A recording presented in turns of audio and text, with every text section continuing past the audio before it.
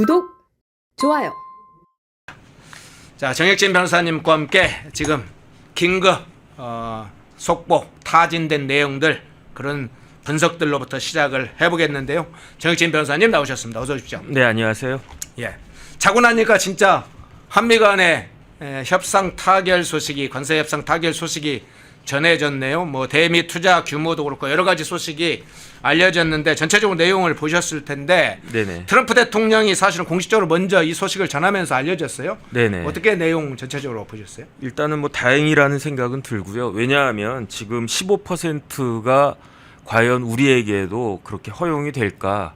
거기에 대해서도 사실은 걱정이 많이 됐었거든요. 예. 그런데 그 다행히 이제 15% 관세. 왜냐하면 뭐 경제학자들마다 이제 평가가 다르던데 관세가 1% 올라가면 그 효과가 몇 조에 해당한다. 그런 이야기가 있었거든요. 예. 그렇다라고 하면은 관세가 10% 올라간다라고 하면 그러면 당장 눈에 보이는 그 금액만 뭐 몇십 조가 될 수도 있고 그걸 떠나가지고 관세 25%면요 현대자동차가 살아나기가 힘들 겁니다.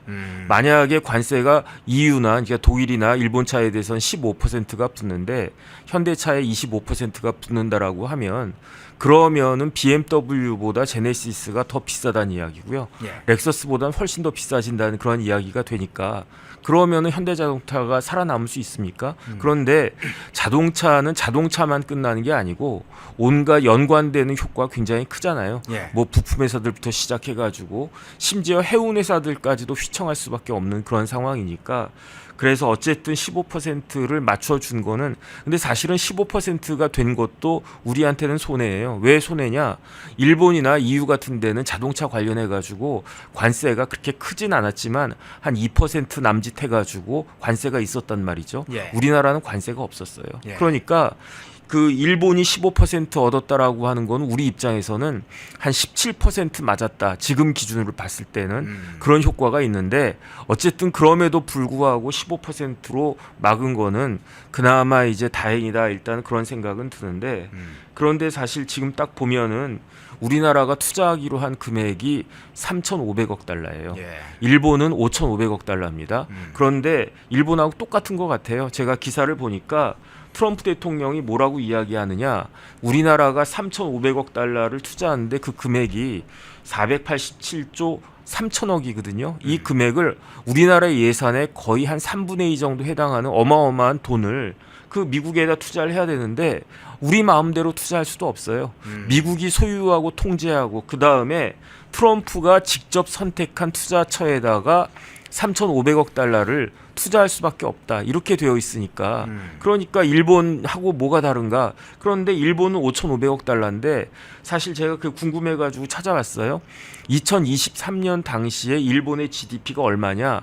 4조 2천억 달러였어요. 네. 그러면 우리나라 GDP는 얼마냐? 1조 6천억 달러밖에 안 돼요. 그러니까 한국은 일본의 38%밖에 안 돼요. GDP가.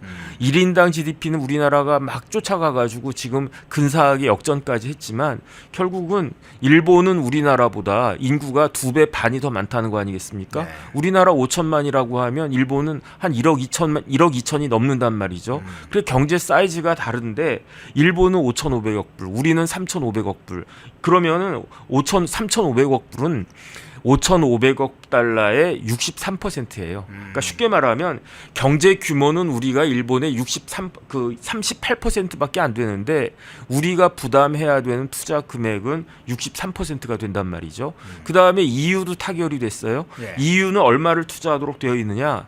6천억 달러를 투자하도록 되어 있어요. 그런데 EU가 그 GDP가 얼마냐면 제가 찾아보니까 19조 달러가 넘어요. 예. 우리나라는 1조 6천억 달러라고 그러지 않았습니까? 우리나라보다 경제 규모가 EU 안에 누가 있습니까? 뭐 영국, 프랑스, 뭐 다 독일, 프랑스 뭐 다 있지 않습니까? 이탈리아, 뭐 스페인 그런 나라들 합치면 우리나라보다 10배가 넘는 경제 규모인데 그런데 EU가 투자하기로 한 거는 6천억 달러밖에 안 된단 말이죠. 그런데 우리나라 3,500억 달러예요. 우리나라가 처음에 그 트럼프한테 제시한 금액이 1,000억 달러였어요. 그렇죠. 그런데 1,000억 달러라고 하면은 그런데 이제 트럼프가 요구한 거는 4천 4천억 달러였단 말이에요. 네. 그러면 1,000억하고 4천억 중간은 얼마냐? 그 2,500억 달러인데 제가 봤을 때 2,500억 달러 정도가 적당했을 거예요. 왜냐하면 일본이 우리 그 5,500억 달러를 갖다가 했는데 우리나라보다 경제 규모가 2.5배가 크지 않습니까? 네. 거기에 대입시켜 보면은 우리나라가 부담할 만한 투자 그 액수는 2,200억 달러 정도가 된단 말이죠. 그러니까 그 2,500억 달러, 1,000억과 4,000억의 중간이면 2,500억이니까 그 정도가 사실은 우리가 할 수 있는 합리적인 거고 그 다음에 사실은 우리나라가 처음엔 1,000억 달러 이야기했지만 양보한다고 해서 2,000억 달러까지 양보하겠다라고 했단 말이죠. 그랬죠. 그런데 그 2,000억 달러하고 또 4,000억 달러 중간은 뭐 계산하기 쉽게 3,000억 달러 아니겠습니까? 그런데 그것도 못 지켰다는 이야기예요. 그러면서 결국은 미국이 주장했던 미국이 요구했던 금액의 그 4천억 달러에서 500억 달러밖에 깎지 못하고 우리가 처음에 제시했던 금액보다 무려 2,500억 달러가 늘어난 3,500억 불로 이렇게 투자를 해야 된다라고 하니까 예. 이거는 참 어마어마한 거고요. 그다음에 이게 우리나라 인구 5천만 치고 그다음에 3,500억 달러를 정확히는 487.3조인데 이거를 그냥 500조로 그냥 단순하게 계산하면 국민 한 사람당 부담해야 될 돈이 1,000만 원이에요. 그러면 4인 가족 기준으로 하면 3,500만 원이 넘을 거예요. 그러면 이런 어마어마한 금액으로 협상이 이루어졌다. 그러니까 뭐 거기에다가 또 뭐 LNG 같은 거 구매하는 거 1,000억 달러는 또 별도 아니겠습니까? 그다음에 그 좀 뭐 어쨌든 그런 거는 미국은 우리나라에 대해서 관세가 없어요. 예, 그렇죠. 그러니까 우리나라는 그 미국한테 무관세로 시장을 열어주고 그다음에 트럼프가 뭐라고 이야기했냐면 자동차, 트럭, 농산물 완전 개방한다고 그랬단 말이에요. 예, 예. 관세 없이. 근데 우리나라는 관세를 그 제로에서 우리나라가 관세가 없었어요. 제로에서 15% 부담하면서 그러면서 3,500억 달러를 추가로 투자하고 LNG 같은 에너지를 1,000억 달러를 또 구매하고 이런 식으로 협상 결과가 나왔다. 참 이걸 우리 경제가 어떻게 잘 감당할 수 있을 것인가 걱정된다. 이런 예. 생각 듭니다. 그 내용 중에 한번 조금 자세히 살펴보면 트럼프 대통령은 농산물을 포함한 미국 제품을 수용해 무역을 완전히 개방할 것이다. 이렇게 밝혔어요. 네네. 그런데 이 대통령도 입장을 밝히면서 어떤 이야기를 했냐면 농축산물 양보한 것에 대한 설명을 하면서 제조업 재건 때문에 좀 약간 불가피했다. 이렇게 밝혔는데 김용범 정책실장이 추가적으로 브리핑을 하면서 이 쌀과 소고기는 추가 개방을 하지 않을 것이다. 이렇게 이제 이야기를 했다. 이런 식으로 추가 이야기를 했는데 그래서 막 물었어요. 기자들이. 아니 트럼프 대통령의 발표가 있는데 그 추가 개방이 없다는 게 어떤 거냐. 그런 질의를 하니까 정치 지도자의 표현이니까 그렇게 이해하고 있고 중요한 건 협상 진행한 강요들과 나눈 대화다. 그러니까 강요들과 나눈 대화에서는 이 쌀과 소고기 추가 개방을 안 하겠다 이런 식으로 얘기를 했다는 거예요. 네네. 그 부분은 어떻게 해석을 해야 됩니까? 그거는 제가 봐도 트럼프 대통령 이야기하고 그다음에 조금 전에 김용범 정책실장이 브리핑하는 거 라이브로 제가 들었거든요. 예, 예. 이야기가 조금 달라요. 뉘앙스가 완전히 다릅니다. 그런데 그거는 시간이 지나면 밝혀질 것이다. 누구 말이 정확한 것인가? 트럼프 말이 정확한 것인가? 아니면 김용범 실장의 말이 정확한 것인가? 트럼프는 뭐라고 이야기했느냐? 거기 이제 올렸잖아요. 글로. 자동차, 트럭, 그다음에 농산물 해가지고 네. 완전 개방한다. completely open이라고 썼어요. 영어로. 그다음에 거기에 대해서 어쨌든 쌀과 쇠고기에 대해서는 뭐 추가 개방 없다. 이런 식으로 저는 이해를 했었으니까. 그러니까 이거는 뭐 지금 왈가왈부할 그런 문제는 아닌 것 같고요. 누구 말이 맞는 것인가 기다려보면 알 수 있지 않을까 그런 생각 듭니다. 예. 지금 대미 투자 규모가 3,500억 달러 이야기 부분을 좀 설명을 하면서 한국과 일본의 사실 경제 규모와 비교를 하고 또 유럽연합과 비교도 해주셨는데 트럼프 대통령이 결과적으로는 이 한미 간의 이런 관세협상 타결을 발표한 것에는 그럼 한 3,500억 달러면 한국에서 그런 정도 대미 투자한다면 그건 상당히 만족스러운 것이다. 이렇게 이해하고 실제로 만족스러운 결과라고 생각하고 협상을 타결한 거다 이렇게 봐도 해석이 가능합니까? 제가 봤을 때는 그렇고요. 예. 그다음에 여기서 끝난 게 아니에요. 방위 분담금 또 우리나라가 예. 지금 10억 달러 조금 더 부담하고 있는데 아마 그것도 100억 달러로 그냥 밀어붙이면 또 속수무책 당하는 것이 아닌가. 그밖에 우리가 양보해야 될 것들이 굉장히 많지 않나 저는 그런 생각이 들고요. 그다음에 이렇게 그 제가 주목한 바는 뭐가 있냐면 트럼프 대통령이 뭐라고 이야기했냐. 이제 2주 내에 한미 정상회담을 백악관에서 갖겠다. 예. 그 이야기를 했단 말이에요. 그거는 결국은 그 한미 정상회담을 이번 관세 협상에 미측에 유리한 협상력으로 사용했다라고 저는 이해가 되거든요. 아. 그러니까 네. 한 3천억 달러 정도에서 합의할 수 있을 수도 있었던 거를 그런데 그래 한미 정상회담 해줄게라고 하면서 한 500억 달러 정도 올린 거 아닌가? 저는 그건 제 뇌피셜이고 그냥 제 생각이긴 한데 어쨌든 요번에 그 결과가 발표를 하면서 정상회담을 딱 끼워 넣은 게 그런 게 여러 가지로 좀 찜찜하고 심상치 않은 게 아닌가. 한미 관계가 이렇게 됐던 적이 있었나. 그다음에 심지어 어떤 기사도 나왔었냐면 트럼프 대통령이 북한하고 관계를 개선하겠다 이런 이야기도 있었단 말이에요. 최근에. 예. 그러면은 그 트럼프 대통령이 이재명 대통령 만나기 전에 김정은부터 만난다라고 하면 만약에 그런 일이 혹시 있었다라고 하면 우리나라 위상이 어떻게 되겠습니까? 그러니까 이런 부분들에 대해서 외교를 잘하는 분들은 아마 굉장히 마음이 조급했을 거고 그렇기 때문에 우리가 미측한테 미측이 요구하는 대로 그냥 질질 끌려가는 거 아닌가, 끌려갈 수밖에 없었던 거 아닌가 안타까운 마음이 듭니다. 예. 자, 주요한 포인트들을 몇 가지 좀 정리를 해봤고요. 어제 미 대사관에 몰려갔던 민주당 의원들의 좀 행태도 좀 봐야 될 것 같은데 그 사진 한번 띄워주시죠. 어제 민주당 의원들이 주한미 대사관이죠. 주한미 대사관으로 저렇게 몰려가서 시위를 했습니다. 미국 정부의 농축산물 시장 개방 확대 요구 반대 기자회견을 저렇게 했는데 이제 기자회견을 하면서 의원들이 여러 발언을 했는데 트럼프 대통령을 향해서 공격적인 발언도 했습니다. 트럼프가 깡패짓을 하고 있다. 뭐 이런 발언을 했어요. 그분 어떻게 들으셨어요? 일단 트럼프 대통령이 강하게 밀어붙인 거는 사실이죠. 그 다음에 우리는 속수무책 당한 것도 사실이고요. 그런데 중요한 건 뭐냐면은 칼자루를 누가 쥐고 있습니까? 우리가 쥐고 있습니까? 트럼프가 쥐고 있습니까? 결국 우리는 눈치를 볼 수밖에 없는 그런 상황이잖아요. 예. 저런 식으로 강력하게 시위하는 게 협상에 있어서 도움이 될 때도 있어요.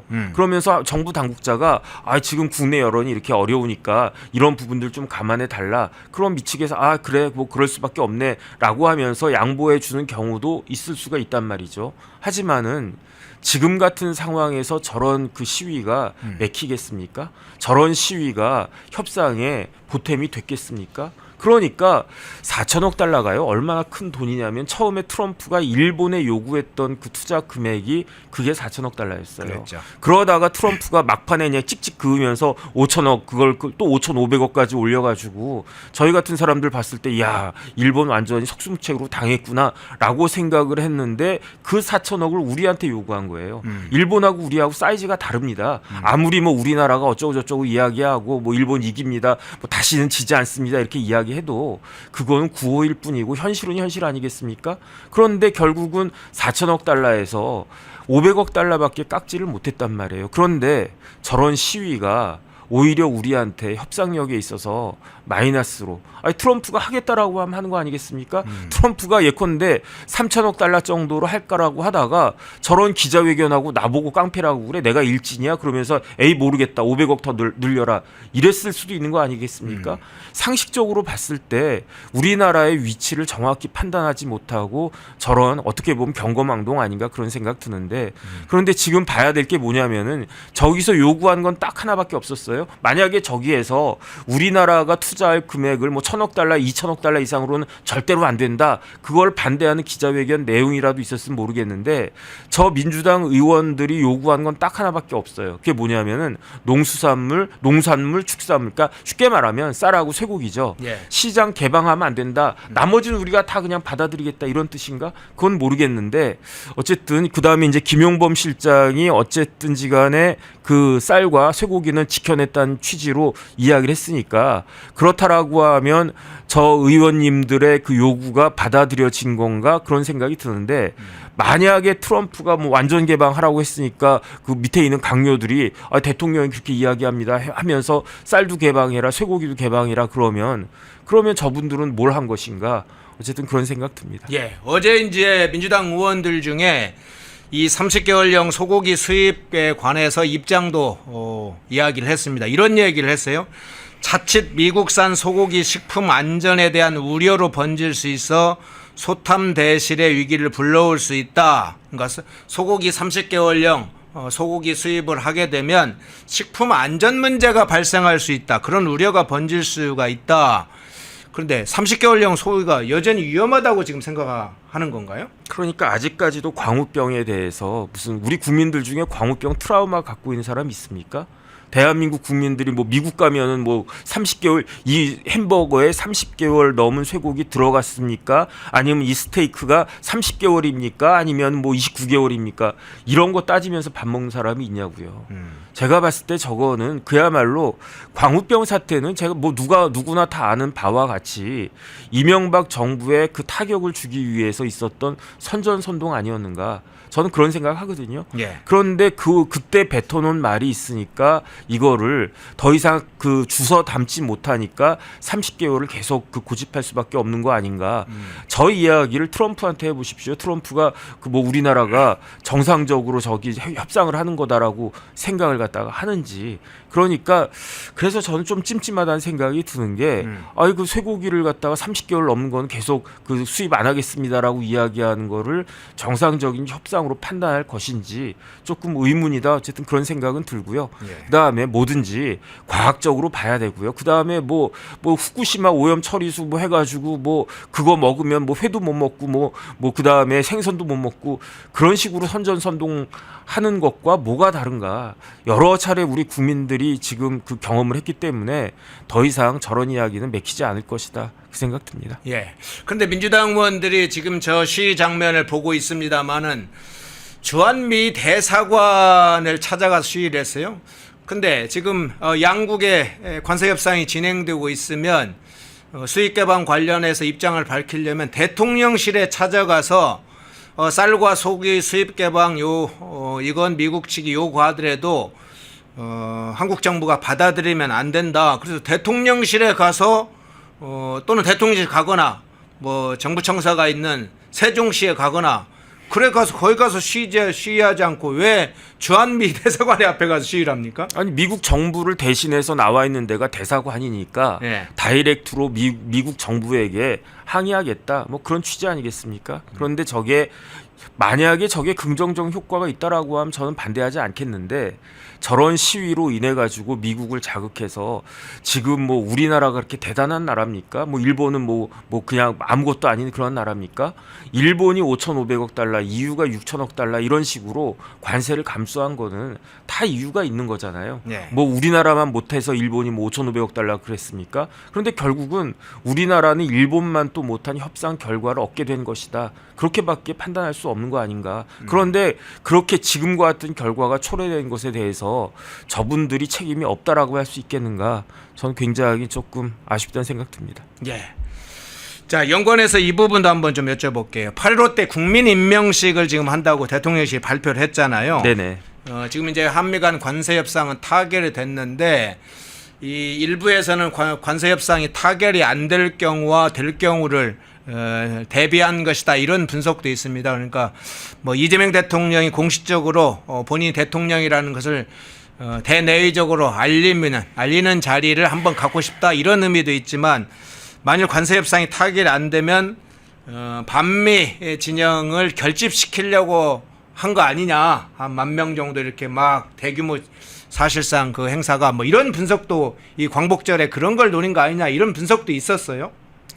글쎄요, 뭐 그렇게까지 생각할 건가 하는 생각은 좀 들고요. 예. 그런데 어쨌든 대통령 취임식을 대통령 취임한 지 2달도 넘어가지고 그래서 광복절에 그 행사를 하는 게 그게 지금 날도 더운데 그게 맞는 건가? 그것도 대규모 야외 행사로 얼마나 그런 부분들에 대해서 지지를 할 것인가? 저는 좀 이렇게 진보 단체에서도 진보적인 그 이재명 대통령을 찍었던 사람들도 예. 8.15에 또 그 취임식을 그 두 번째 한다라고 하는 게 얼마나 설득력이 있는가 좀 의심이 듭니다. 예.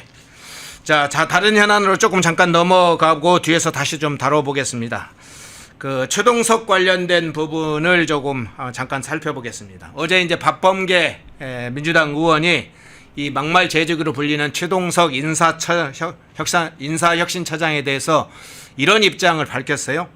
너무 험한 말들을 많이 해서 참으로 민망하기 짝이 없다. 여론이 안 좋은 건 맞다. 직무 수행하기 어려운 것 같다. 그런 취지로 이야기했는데 민주당 의원 내에서 상당히 구체적인 좀 이야기가 나오고 시작했는데 이 발언 어떤 차원에서 일단 해석을 하십니까? 일단은 박범계 의원이 법무부 장관 했었습니다. 누가 박범계 의원을 법무부 장관으로 임명했습니까? 문재인 대통령이잖아요. 예. 그러면 박범계 의원 입장에서는 문재인 대통령이 굉장히 고마울 거 아니에요. 박범계 의원이 검사 출신도 아니에요. 판사 그렇게 오래 하지 않고 그러다가 이제 정치에 뛰어들어서 그 다선에 이제 국회의원이 됐는데 어쨌든 굉장히 이례적으로 그 판사 출신의 현직 국회의원을 법무부 장관으로 문재인 대통령이 임명을 해준 건데 문재인 대통령에 대해서 저는 보수에서도 문재인 대통령 저렇게까지 욕하는 사람 별로 보지를 못했었어요. 문재인 대통령에 대해서 저 최동석 씨가 뭐라고 비난을 했느냐. 고위공직자라고 한 정체성을 망각한 사람이래요. 누가? 문재인 대통령이. 한국 정치가 지금 처참한데 한국 정치를 이렇게 처참하게 망친 사람이 그 장본인이 다른 사람도 아니고 문재인이다. 그 다음에 뭐 8월 15일에 광화문에서 뭐 취임식 한다고 제2의 뭐 국민 취임식인가? 그거 한 국민 임명식인가? 그거 한다고 그랬잖아요. 예. 그런데 그 광화문 내거리에서 문재인을 정치판에 끌고 들어온 사람들은 대가리를 박아야 된다라고 이야기한 게 최동석이란 말이에요. 네. 머리를 박으란 말도 아니고요. 네. 문재인을 정치판으로 끌어들인 사람은 광화문 내거리에서 대가리를 박아야 된다. 이렇게까지 이야기하고 그 다음에 점수를 갖다 쫙 매겼어요. 뭐 APM인가 뭐 자기가 만든 지수가 있대요.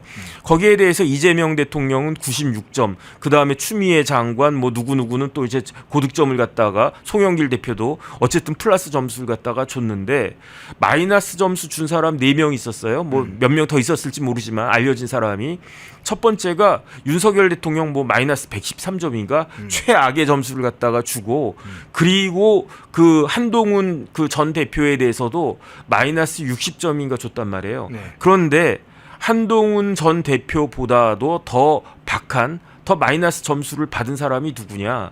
문재인이란 말이에요. 문재인 대통령 마이너스 70점 받았습니다. 한동훈 그 전 대표가 마이너스 60점인데 문재인 대통령은 마이너스 70점이었어요. 그렇다라고 하면 그 다음에 뭐 문재인 대통령만 깠습니까? 박범계 의원에 대해서는 뭐라고 이야기했는지가 드러나지는 않았는데 정성호, 윤호중, 강훈식, 우상호까지 다 깠어요. 아주 뭐 비열한 사람, 무능한 사람, 뭐 정치판에 얼씬도 하면 안 되는 사람 그렇게 이야기를 갖다가 했으니까 그러니까 그 박범계 의원 입장에서는 자기 동료들을 저런 식으로 막말하는 사람들을 인사혁신처장으로 그냥 두는 게 그게 감정적으로도 이게 허용될 수 있는 것인가. 그 다음에 현실적으로요. 뭐가 문제냐면 앞으로 이재명 대통령이 인사를 하는데 그 인사가 우리 국민들의 마음에 쏙쏙 다 100% 드는 그런 인사가 있을 수 있겠습니까? 아무리 잘한다라고 하더라도요. 몇 명에 대해서는 인사가 이거 문제가 있다 이런 생각 드는데 그런데 지금까지 장관으로 임명된 사람들께 쭉 보면 벌써 누구 낙마했습니까? 민정수석도 낙마했죠. 교육부총리 낙마했죠. 여가부 장관 낙마했죠. 뭐 그런 식 아니겠습니까? 그렇죠. 또 낙마할 사람들 생길 텐데 지금까지는 인사혁신처장이 인사에 관여하지 않았다라는 식으로 변명할 수 있지만 지금부터 어떤 사람을 딱 임명했는데 그 사람이 굉장히 문제가 많다 해가지고 낙마할 수밖에 없다. 그러면 그 화살이 결국은 또 최동석 인사혁신처장한테 갈 수밖에 없어요. 네. 인사혁신처장이 제대로 인사를 못하고 왜 인사를 제대로 못했느냐. 최동석 씨가 뭐라고 이야기했냐면요. 인사는 코드로 해야 된다고 이야기를 했단 말이에요. 이게 상식적으로 맞는 말입니까? 내심으로는 코드 인사가 필요하다라고 생각을 해도 겉으로 보기에는 그 사람의 품성과 도덕성과 능력을 객관적이고 공정하게 따져가지고 인사해야 된다. 이렇게 이야기해도 저 인사 코드 인사다 이렇게 볼 수 있는데 본인 스스로가 인사는 코드로 해야 된다 이렇게 이야기한 사람이니까 그러니까 저런 사람이 이제 임명이 됐지라고 하면서 결국은 최동석 씨는 모든 그 화살을 맞을 수밖에 없는 그런 위치에 있는데 그러니까 하루라도 빨리 그만두는 게 지금 이재명 정권을 위해서 보탬이 될 것이다라고 다른 사람도 아닌 박지원 의원도 그렇고 박범계 의원도 그렇고 그렇게 생각하는 것이 아닌가 싶습니다. 예. 그러면 이 장면을 보면서 한번 좀 추가적으로 여쭤볼게요. 자, 최동석 인사혁신처장, 이재명 이 대통령이 주재한 국무회의에서 회의를 이 대통령이 끝내려고 하자 제가 잠깐 말씀드리고 싶다, 발언권 없고 뭐 요새 유명해지고 있어서 죄송스럽다, 뭐 이런 말들을 했죠. 그 장면 한번 잠깐 영상 보고 오겠습니다. 자, 그러면 더 없으면 제가 잠깐 네. 말씀. 네, 간단하게 말씀하시죠. 네. 요새 유명해지고 있어서 대단히 죄송스럽습니다. 왜 그러냐 하면. 네, 그건 충분히 이해하겠고요. 네. 좀 결론만 요지를 말씀해 보시죠. 이렇게 하면 예. 아주 이 아이가 이제 장황하게 설명을 하니까 말을 딱 자릅니다. 결론, 요지만 얘기를 해라. 그리고 이야기하는 동안에 다른 국무위원들이 하는 이야기와 다른 방식의 태도를 취하는 게 이 대통령이 취합니다. 다른 국무위원들, 저기에는 지금 안 나왔습니다만 자세하게 그 뉴스에 나왔는데 다른 국무위원들이 이야기를 하면 상당히 기록을 하거나 자세하게 이렇게 하는 자세를 취하는데 최동식 처장이 최동석 인사처장 이야기할 때는 그냥 아예 그냥 볼펜을 내려놓고 듣지를 않고 그냥 다른 문서만 이렇게 보는 듯 하기도 합니다. 말이 길어지니까 한숨을 쉬듯이 다른 쪽을 쳐다보고 그러는데 자, 이 이야기를 왜 들으냐. 국무회의 이후에 사실상 이 대통령의 뜻이 여권에 조금씩 전달되는 거 아니냐. 박범계 의원 발언도 그 과정에서 나온 거 아니냐. 이 대통령의 뜻이 상당히 좀 불쾌하게 지금은 느끼고 있다. 이런 이제 조금 분석들이 나오고 있어요. 어떻게 좀 해석을 할 수 있을까요? 일단은 최동석 씨가 말이 장황하고 알맹이가 없어요. 아, 그래요? 근데 이재명 대통령 그런 거 되게 싫어하는 스타일이래요. 예. 그러니까 핵심만 바빠 죽겠는데 지금 할 일이 얼마나 많은데 국무회의에서 다 장관들 그 고위직이 모여 앉아 있는데 뭐 그 사람들 뭐 가르치려고 뭐 이게 뭐가 어쩌고 저쩌고 그런 이야기를 갖다 하겠습니까? 오죽하면 대통령이 요지만 이야기하라 이렇게 이야기했겠습니까? 아마 이재명 대통령은 저 최동석 씨가 처음엔 마음에 들었을 거예요. 왜 마음에 들었느냐? 이재명 대통령에 대해서 최동석 인사혁신처장은 문재인 대통령에 대해서와는 달리 뭐라고 이야기했느냐? 하늘이 낸 사람이라고 그랬어요. 민족의 축복이라고 그랬어요. 천재라고 그랬어요. 그러니까 저 같아도 저보고 정혁진 변호사 천재 그리고 뭐 하늘이 냈다 뭐 민족의 축복이다 그러면 아무리 그 낯이 간지러워도 그래도 그런 이야기 듣고 뭐 이렇게 기분 나쁠 사람이 얼마나 있겠습니까? 거기에다가 뭐 그 학력도 좋아요. 무슨 독일에서 박사학위까지 받고 그 다음에 좋은 대학 나와가지고 뭐 한국은행 교보생명 부사장까지 하고 커리어도 좋고 학력도 좋네. 그런 사람이 나를 갖다가 아주 그냥 높이 평가를 갖다가 하네. 그러니까 이런 사람 인사혁신처장으로 임명해도 되겠다라고 생각을 했었을 텐데 지금은 이재명 대통령은요 아차하는 생각을 했었을 거예요.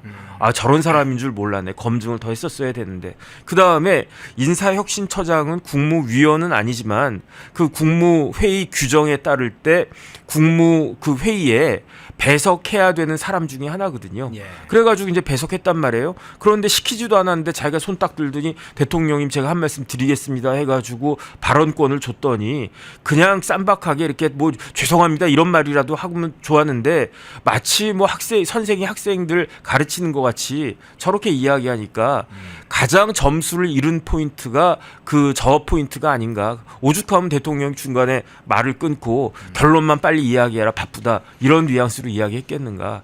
제가 봤을 때 최동석 처장은 오래가지 못할 것 같다 그런 생각 듭니다. 그렇습니까? 지금은 그 부분과 좀 관련해서 한번 여쭤볼게요. 지난번에 이제 강선우 파동 당시에도 여권층 내부에서 의견이 엇갈리면서 강선우가 결과적으로는 사퇴하는 상황에 이르렀는데 최근엔 조국 사면 여부를 둘러싸고 여권 내부에서 찬반 의견이 충돌이 벌어지고 있습니다. 의원들 간에 부분적으로 의견 차이가 나고 있고 민주당 지지층에서도 딴지일보와 이재명인의 마을, 딴지일보는 뭐 김어준 측 관련자들이 주로 만드는 커뮤니티죠.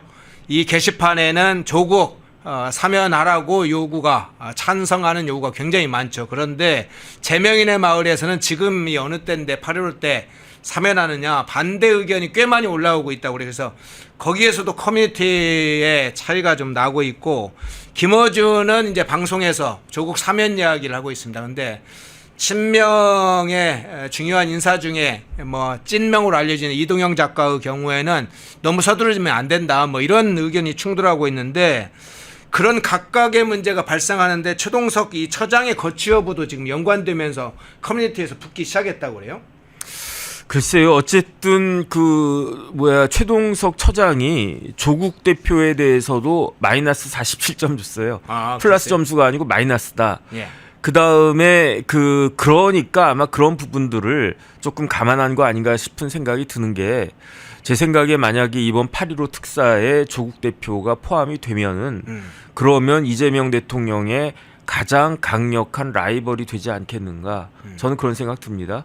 조국 대표가 조국혁신당 다 이끌고 민주당으로 뭐 합당하겠습니까? 그럴 리는 없을 거고 그 다음에 내년에 지방선거 있는데 내년 지방선거에 조국혁신당이 후보를 안 내겠습니까? 당연히 낼 거고 그러면 그 조국 대표가 사면 복권이 되면 출마 안 하겠습니까? 제 생각에는 서울시장으로 출마할 가능성이 상당히 높고요. 네. 서울시장이 아니라고 하더라도 부산시장으로 나갈 가능성 훨씬 더 높지 않을까? 저는 그런 생각 든단 말이죠. 그 다음에 그걸 기화로 해가지고 조국혁신당이 그 룸을 갖다 더 키우려고 할 건데 결국은 그게 이재명 대통령의 그 국정 예상에 그 운영에 굉장히 부담이 되지 않을까 그런 생각이 듭니다. 그 다음에 지금 딱 보면요. 요번에 당대표가 이제 좀 있으면 당대표 뽑을 텐데 정청래 의원이 되겠습니까? 박찬대 의원이 되겠습니까?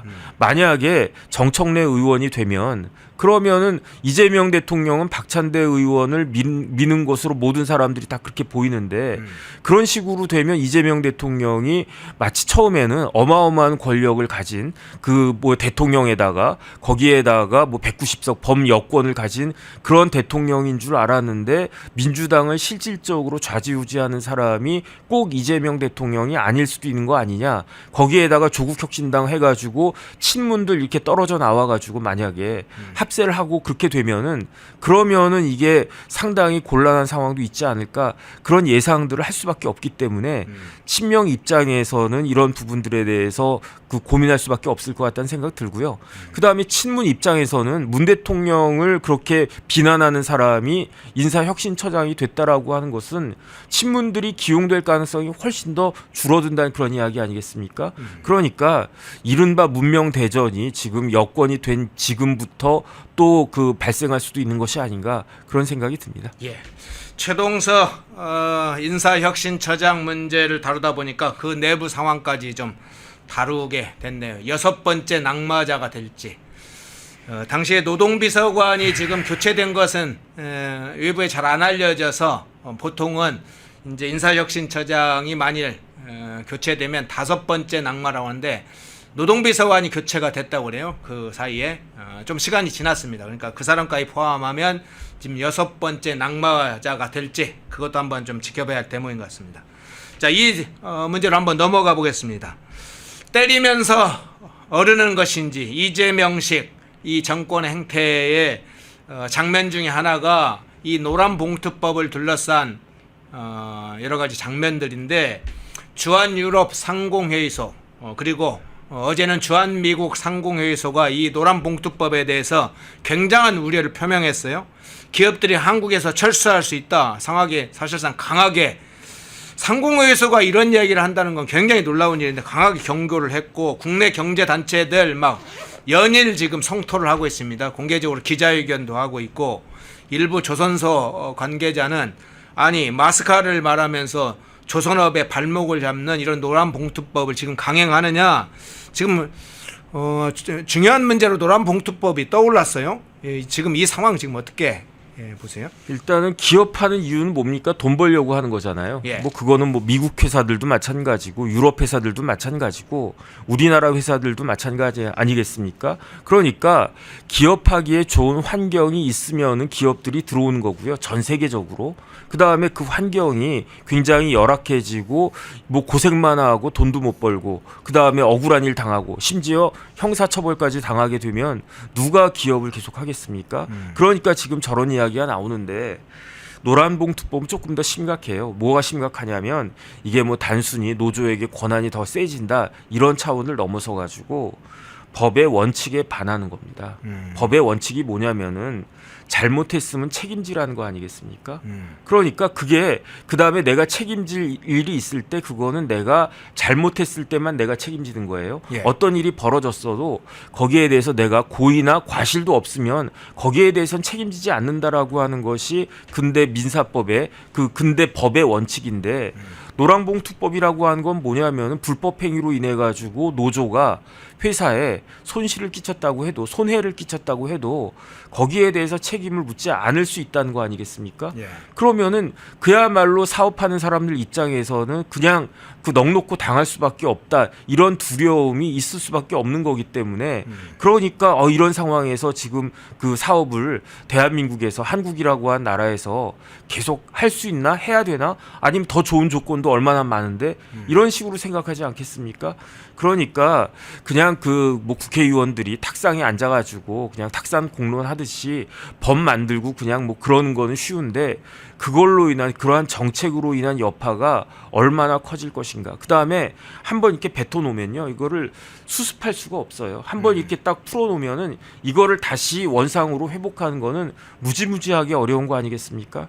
그래서 저는 이런 부분들이 걱정이 되는데 그런데 저보다도 훨씬 더 현장에서 이러한 그 폐해를 몸으로 느끼고 있는 사람이 누구냐? 뭐 저야 뭐 일개 변호사니까 제가 뭐 알아봤자 얼마나 알겠습니까? 하지만은 실질적으로 큰 돈 들여가지고 사업하는 사람들은 이걸로 인해 가지고 어떤 여파가 있을 것인지 훨씬 더 민감하게 생각하고 훨씬 더 예민하게 반응할 수밖에 없는 것이 아닌가 그런 생각 듭니다. 그런데 이제 지금 노란봉투법 뭐 상법을 추가적으로 또 개정안을 또 지금 진행하고 있는데 여기에다가 뭐 법인세 인상까지 계속 민주당에서 추진하고 있는데 어제 이제 이재명 비상경제 점검 태스크포스 3차 회의 때 이 배임죄 관련해서는 너무 형벌이 과해지면 경제활동이 위축되니까 뭐 그 부분은 좀 조심해야 된다 그러면서 합리화 TF를 곧바로 가동하겠다 이제 이런 주장을 했어요. 그래서 이게 기업가들이 계속 이야기합니다. 한 손으로 뭐 막 때리면서 뒤에서 어우르는 거냐 이런 약간의 여러 가지 분노 표출도 하던데 이 양 장면을 어떻게 해석을 해야 됩니까? 오히려 저런 모습이 이재명 대통령이 일관성이 있다는 이야기 아니겠습니까? 이재명 대통령이 항상 말이 바뀌었어요. 뭐 불체포 특권 행사하지 않겠다라고 하면서 불체포 특권을 가장 강력하게 사용했던 사람도 이재명 대통령이고 그러니까 이렇게 갔다 저렇게 갔다가 갈피를 못 잡게 되는 거는 사실인 것 같은데 그나마 우리 그 사업하시는 분들이 우리나라 기업가들이 회사 경영하는 데 있어서 보탬이 되는 쪽으로 그렇게 왔다 갔다 했으면 그러면 좋겠다. 어쨌든 그런 생각이 들고요. 네. 그다음 구체적으로 어떤 그 현상이 벌어질지 조금 지켜보긴 해야 될 것 같은데 걱정이 되는 건 사실입니다. 예. 조금 약간 별개의 사안인데 변호사님 나온 김에 이것도 한번 여쭤볼게요.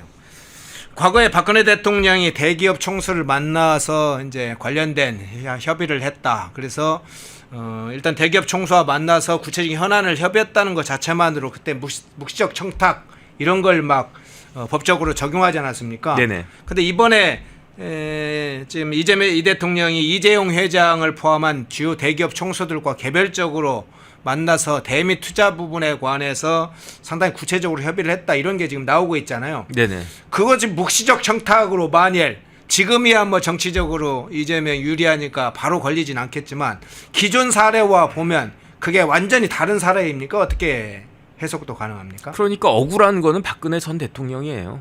박근혜 전 대통령이 그때 뭐 최순실 어쩌고저쩌고 할 때 그런 것들은 굉장히 부적절하다고 생각을 했지만 네. 그럼에도 불구하고 저게 형사처벌 받을 일이었는가, 그런 부분들에 대해서는 지금 많은 사람들이 이렇게 생각하는 거 아니겠습니까? 전 어쨌든 그냥 저런 모습들을 보면서 박근혜 전 대통령이 내가 왜 몇 년 동안이나 그 깜빵에 있었나, 그런 부분들에 대해서 생각하지 않을 수 없지 않나, 그런 생각 듭니다. 예. 마지막으로 이건 뭐 꼭 정치적 사건이라고 딱 그 이슈는 아닌데 성폭력 사건 한번 좀 여쭤볼게요. 여고생을 알지 못하는 여고생을 뒤쫓아가서 성폭행을 시도한 20대 남성이 경찰에 붙잡혔는데, 그리고 경찰이 조사를 해서 구속영장을 청구했다고 그래요. 그런데 법원이 피의자 주소가 일정하고 증거가 확보됐다, 그러면서 이제 구속영장을 기각했다는 소식이 알려졌는데, 이 법원의 판결을 어떤 의미로 좀 해석해야 될지 그 부분이 좀 이야기가 나오고 있어요. 근데 사실은 이런 이야기는 조금 조심스러운 게 예. 기록들을 정확히 제일 많이 본 사람은 판사거든요. 담당 네. 판사. 예. 그러니까 담당 판사가 봤을 때 이러이러한 측면이 있기 때문에, 그러니까 그 뭐 구속영장을 기각했다, 이렇게 볼 수도 있는 건데, 그런데 사실은 좀 걱정되는 경우가 있는 게 여러 케이스들을 좀 계속 나오는데, 법원이 영장 기각했는데 그때 그 피의자가 다시 그 가해자가 돼가지고 네. 피해자를 뭐 살해하는 경우도 있고 뭐 그렇지 않습니까? 네네. 그러니까 이런 부분들에 대해서는 만약에 법원에서 영장을 기각하려고 하면 단순히 뭐 주소지가 일정하고 뭐 이렇게 형식적인 내용보다 조금 더 자세하게 이러이러한 생각이 점들이 있기 때문에 내가 봤을 때는 굳이 그 구속까지 할 필요는 없는 것으로 생각된다, 자세하게 설시를 하고 풀어줘야지 이거 뭐 이런 식으로 그냥 형식적으로 막 이렇게 쓰여져 있는 것처럼 그렇게 하는 거는 문제가 있는 것 같다, 그런 생각은 들고요. 어쨌든 뭐 특별한 일이 발생하지 않아야 되겠다, 그 생각은 듭니다. 예, 연관해서 그러면 이 부분과 연관해서 한번 여쭤볼게요. 최근에 이제 내란 특검 포함해서 3대 특검이 지금 압수수색이라든가 강제 소환 조사라든가 구속영장 청구가 좀 상당히 계속되고 있잖아요. 네네. 그중에 이제 구속영장이 기각되는 사례도 발생을 지금 반복되고 있는데, 여기에다가 오산 공군기지 압수수색한 내란 특검이 이 압수한 것도 상당히 논란이 돼서 오늘 조선일보도 크게 그걸 좀 다뤘던데, 지금 이런 특검의 여러 상황에 관해서는 어떻게 좀 평가를 하세요? 일단은 오산에 공군 기지가 있어요. 예. 오산에 우리나라에서 제일 중요한 공군 기지가 있습니다. 오산에 뭐가 있냐면 대한민국 공군에 공군 작전 사령부가 있어요. 그 공군은 포스타가, 그러니까 대장이 딱 한 명밖에 없어요. 참모총장. 그 밑이 이제 3스타 아니겠습니까? 예. 공작사 사령관이 3스타예요. 그런데 오산에는 대한민국 공군만 있는 게 아니에요. 뭐가 있냐면은 미국에 7공군이 있어요. 세븐스 에어포스라고 해가지고 7공군 사령관이 계급이 뭐냐? 3스타예요. 그 주한 미군 있지 않습니까? 예. 주한 미군 사령관 4스타인데 주한 미군의 3스타는 딱 2명밖에 없어요. 4스타는 딱 1명밖에 없고 3스타가 2명밖에 없는데 그 중에 한 명이 7공군 사령관이고요. 또 한 사람이 미 8군 사령관이란 말이에요. 예. 그런데 주한 미군의 부사령관이 이 7공군 사령관이란 말이에요. 그 들어가 보시면 알겠지만 한국에 공작 쌓이는 것 하고요. 담장 같은 것도 없어요. 그냥 같이 한단 말이죠. 그래서 지금 7월 21일에 그 내란 특검이 오산에 MCRC라고 있거든요. 이 MCRC가 뭐냐면 매스터 컨트롤 앤 리포팅 센터를 MCRC라고 하는데 우리말로 번역하면 중앙방공통제소예요. 여기를 압수수색했다는 건데 평양 무인기 보내는데 뭐가 공문 같은 게 있냐 해가지고. 그런데 중요한 건 뭐냐면요. 이렇게 압수수색한다라고 했을 때 내란 특검이 군에다가 연락해가지고 우리가 압수수색할 건데 주한 주한 미군하고 그 협조를 갖다가 해라.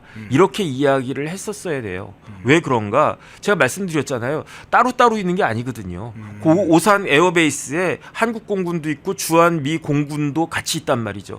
그러니까 그 우리나라 특검이 딱 가가지고 이것저것 뭐 이렇게 압수수색할 때 그때 어쩔 수 없이 그 주한 미군의 시설들도 건드릴 수밖에 없어요. 뭐 건드리지 않는다고 하더라도 왔다 갔다 할 수밖에 없단 말이죠.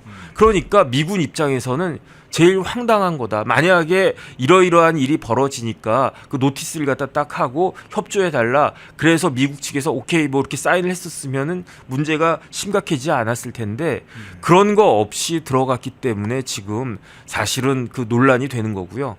뭐 심지어 뭐 정확한 이야기인지는 모르겠지만 이 이야기가 트럼프 대통령한테 보고가 됐다고 그랬지 않습니까? 그러니까 뭐 트럼프 대통령이 황당해가지고 뭐 욕에 가까운 말도 했다. 뭐 그런 이야기가 확인되고 있지는 않은데 이거는 사실은 그 굉장히 한미 관계에 있어서 좋지 않은 영향을 미칠 수밖에 없는 그런 상황이었다. 저는 그런 생각 듭니다. 예.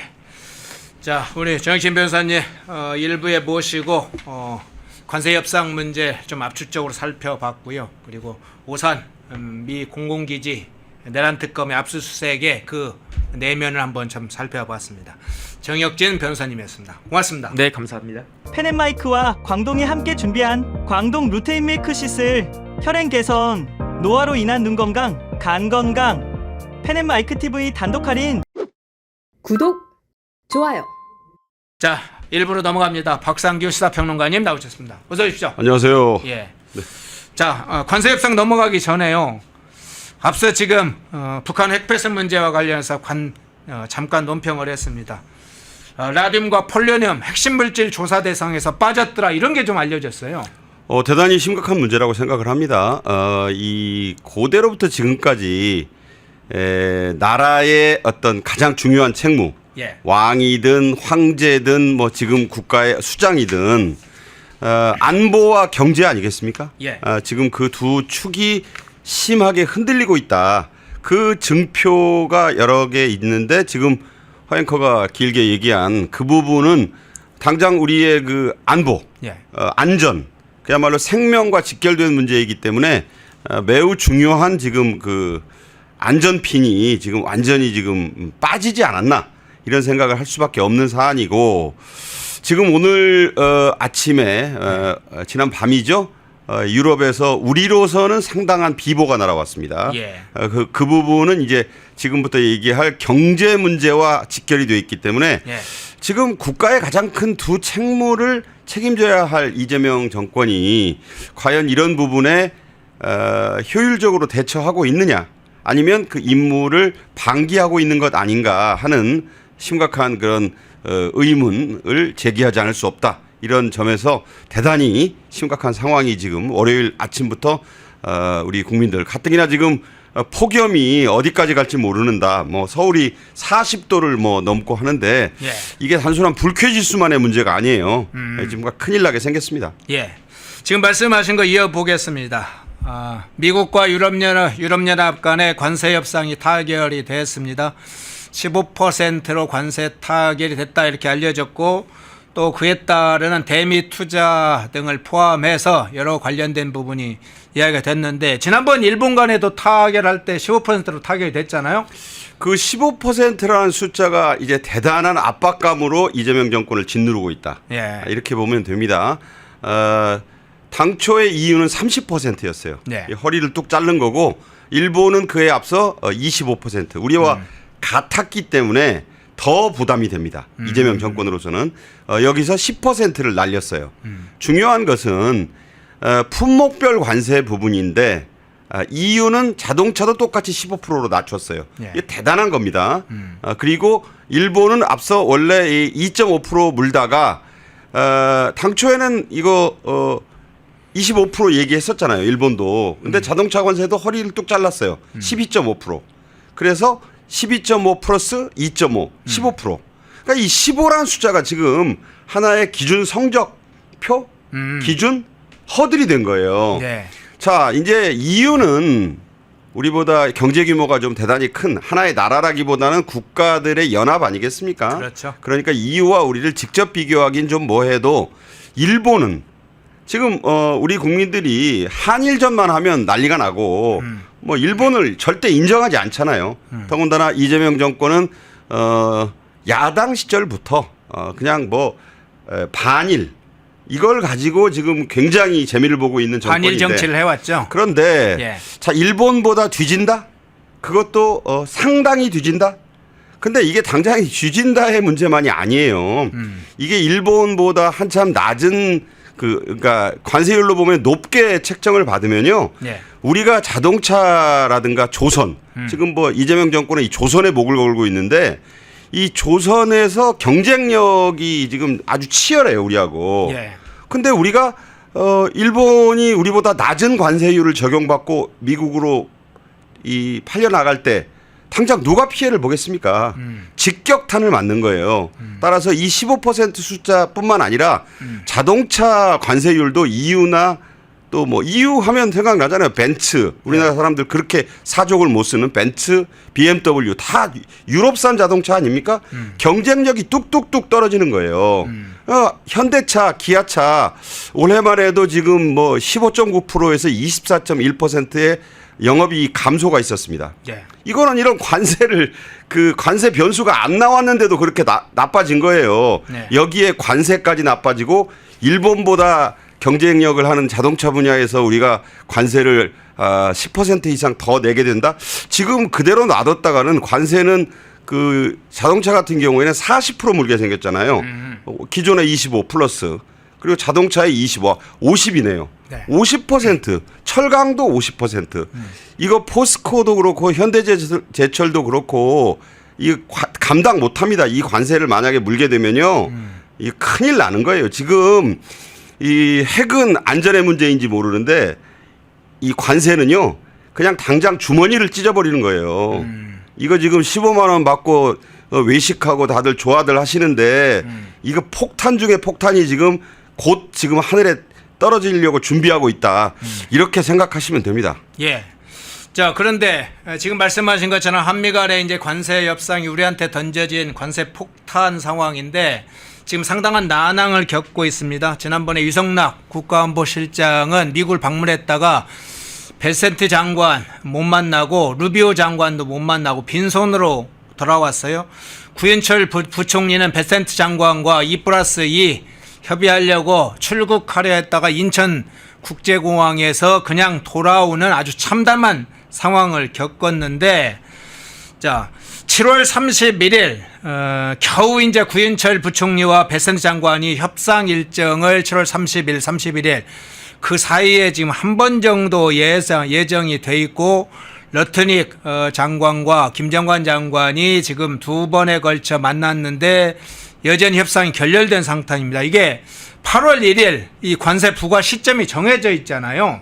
타결 전망이 굉장히 문제 어떻게 보세요? 저보고 개인적으로 물으라면 0%. 0%? 뭐 이거 타결 전망이 없어요. 왜냐하면 트럼프 미국 대통령은 모든 것의 시작이자 끝입니다. 네. 베센트니 러트닉이니 다 그 하수인들이에요. 네. 장관 보고 미안한 얘기지만 그들도 그렇게 얘기합니다. 예. 원래 그 트럼프 추종자들이에요. 예. 그리고 돈이 엄청 많아요. 러트닉 같은 경우에는 워싱턴에도 자기 집이 있고 뉴욕에도 그 관저가 있어요. 예. 엄청나게 돈이 많아요. 금융투자 전문가입니다. 그러니까 그 김정관 장관이 주말에 뉴욕까지 간 거예요. 비행기로 4시, 뭐는 금방 가는데 차로 한 4시간 걸린다고 합니다. 허여무여 간 거예요. 가면서 대형 패널을 하나 만들었어요. 뭐에 대한 거?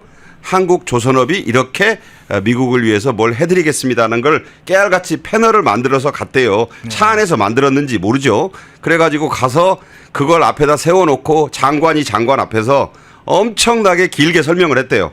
한국 조선업은 이런 준비를 하고 있고 이렇게 잘해드릴 거고 어쩌고 저쩌고 했는데 러트닉이 반응이 좋네요. 뭐 괜찮아요. 뭐 이렇게만 하고 무슨 확답을 안 줬대요. 대통령실의 강유정 대변인 등이 뭐라고 그랬냐. 저 김정관 장관 보고받아 봤더니 아주 그 미국이 우리 조선업에 관심이 뛰다. 엄청 높더라. 띄웠네요. 지금 조선업으로 뭔가 타결될 수 있는 마치 것처럼. 먹힌 것처럼 얘기를 하고 있는 거예요. 네. 그런데 러트닉은 그냥 그렇게 의례적으로 대답을 하는 거예요. 러트닉은 3인자입니다. 상무장관은 3인자예요. 2인자가 베센트. 그렇죠. 근데 3인자, 2인자 다 소용없어요. 오로지 시작과 끝은 트럼프. 그러니까 일본의 협상을 보시면 돼요. 그 일본의 이자카와라는 경제재생상이 그 관료들 난다긴다는 대장성 관료들 10여 명을 데리고 트럼프를 만났는데 70분간 압박 회담을 했어요. 네. 이게 무슨 얘기냐? 관세를 1% 떨어뜨려 줄 때마다 뭘 내놨대요. 그럼 보고 트럼프가 거기서 보고 숫자를 고치거나 이대로 할 거야? 오케이. 그럼 1% 떨어뜨려. 그다음 1% 또 떨어뜨려. 그렇게 70분을 압박 면접을 해가지고 15%로 떨어뜨린 거예요. 예. 트럼프가 직접 챙겼다는 얘기죠. 그러니까 한국은 왜 안 되냐. 트럼프가 아예 만나지도 않았잖아요. 김정관은커녕 2인자도 베센트 2인자 이 재무장관도 입국컷을 시켰잖아요. 인천공항 출국 또 하기 전에. 그리고 장관이 장관에게 전화 한 통화하면 되지. 그걸 전화를 안 하고 실무진한테 이메일로 보냈대요. 아, 내가 급한 일정이 있으니까 올 필요 없다고. 이게 말이 됩니까? 그런 정도의 박대를 당했기 때문에 자, 일본은 그렇게 해가지고 마지막에 휴 하고 한숨을 내쉬려고 그러는데 트럼프가 또 그랬대요. 그 한 보잉기 100대 더 사줄 수 없어? 그러니까 이사카와 경제재생상이 그 이시바 시게루한테 받은 밀명이 있어요. 예. 분명히 트럼프가 그렇게 얘기를 할 수도 있다. 시원하게 사줘라. 아, 거기까지 예측을 어느 정도 했어요? 아이, 다 전권, 맨데이트를 네. 줬다는 거예요. 그러니까 보잉기 100대가 그게 무슨 미국차 포드 100대하고 같습니까? 그게 무지무지한 돈이에요. 계산도 힘들어요. 그런데 전권을 부여받았으니까 예스, 뭐 하이 그랬겠지 일본말로. 그러니까 트럼프가 씩 웃으면서 일어나면서 수고했다. 악수하자. 그러고 협상이 타결됐다는. 자, 트럼프가 그렇게 해서 15%를 만들어준 건데 트럼프 지금 어디가 있습니까? 25일부터 스코틀랜드에서 예. 어제 그제 계속 골프만 쳤어요. 트럼프가 뭐 골프 광이긴 해도 지금 이 중요한 회담에서 골프만 칠 이유가 없잖아요. 네. 그런 와중에도 이 스코틀랜드나 영국이 뭐 같은 나라 같지만 사실 같은 나라이지만 색깔이 다르잖아요. 예. 근데 영국으로 와가지고 이제 유럽 턴베리라는 골프장 제가 말씀드렸을 거예요. 네네네. 트럼프가 인수한 턴베리라는 지명입니다. 거기로 EU의 우르슬라 폰데어라이엔이라는 그 대통령격의 이 집행위원장이 날아왔어요. 네. 트럼프 만나려고. 트럼프는 그런 사람이에요. 골프 치는 대로 와야 돼요. 그 와가지고 한보따리 내놨어요. 뭐뭐 내놨느냐. 자, 우선 일본이 759조 원 그 펀드 만들겠다고 했죠. 네네. 그렇죠. EU는 대미 투자 한 760조 정도. 예. EU 820조 원 가지고 왔습니다. 아, 예. 한국 얼마 지금 가지고 들이밀었냐면 137조 원 플러스 알파예요. 아, 그러니까 1,000억 달러 정도.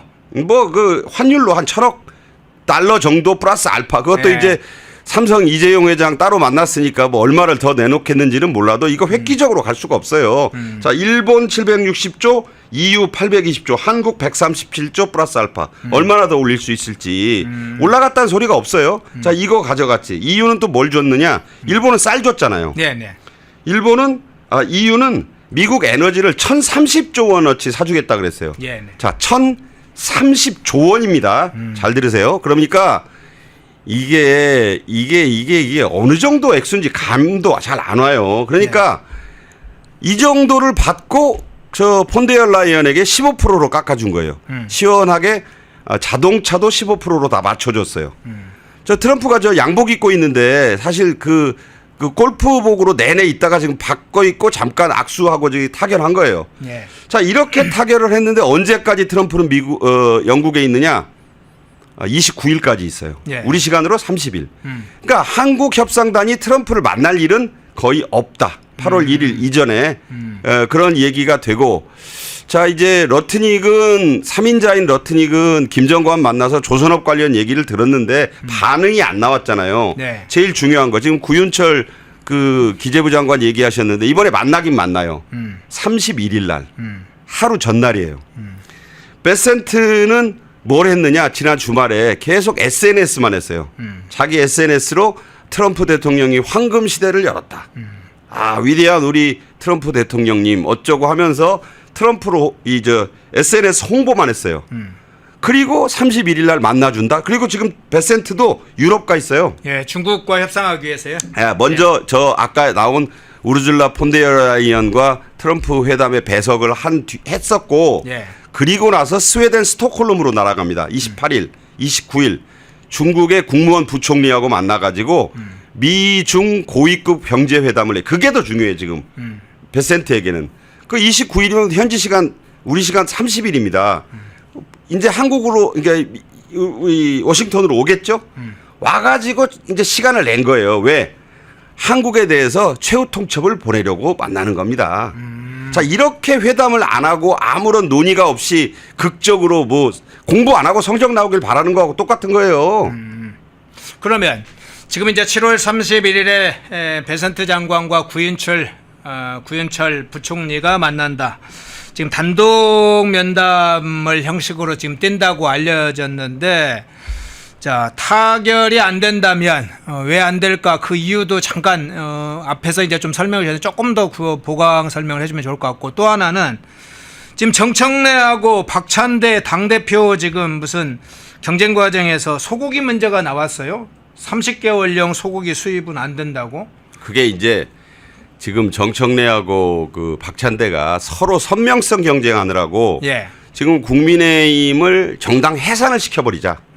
그렇게 이제 정청래가 치고 나가니까 법을 자기네가 만들 수 있으니까 마음대로 네. 다 우리 편이니까 뭐 법원도 이제 우리 편 거의 다 됐고 또 헌법재판소도 다 장악을 했으니까 이거 정당 해산 심판할 수 있다. 이렇게 정청래가 치고 나가니까 박찬대는 그 45명 그 의원들 있잖아요. 국민의힘 의원들 관저 앞 농성했던 시위에 갔었던 그거 다 제명시키자. 뭐 막 나갑니다. 지금 막 나가기 경쟁을 하고 있어요. 근데 어제 토론회에서 지금 말씀하신 대로 미국산 그 30개월령 이상의 소고기를 수입하는 문제에 대한 질문이 나오니까 둘 다 절대로 안 된다. 자, 안 되는 거 좋아요. 그 이제 개딸들이 절대 안 된다고 하니까 그거에 맞춰 간 거예요. 자, 중요한 건요. 일본이 그 목숨줄처럼 여기던 쌀을 내주고도 760조 원을 내주고 타결했어요. EU가 에너지를 1000조 원 이상 사주겠다고 하면서도 820조 원 투자펀드 약속하고 15% 만들었어요. 비교를 해보세요. 비교를. 이게 가능한 얘기겠는가. 15%는 언감생심이다 내가 볼 때. 그러면서 지금 쌀인데 우리는 소고기를 지금 안 열려고 하고 있어요. 예. 자, 근데 소고기를 제가 수치로 대비해서 말씀을 드릴게요. 작년에 네. 우리나라가 미국에 대해서 얻어낸 무역 흑자가 얼마인 줄 아십니까? 정확하게 금액은 잘. 네, 685조 원, 680. 5억 달러예요. 예. 685억 달러. 예. 그 중에 이 쇠고기가 차지하는 비중이 예. 1억 7,500만 달러예요. 얼마나 그 미미한 비중인지 아시겠죠? 네, 네. 그 중에 30개월령 이상 소고기가 차지하는 비중 8%예요.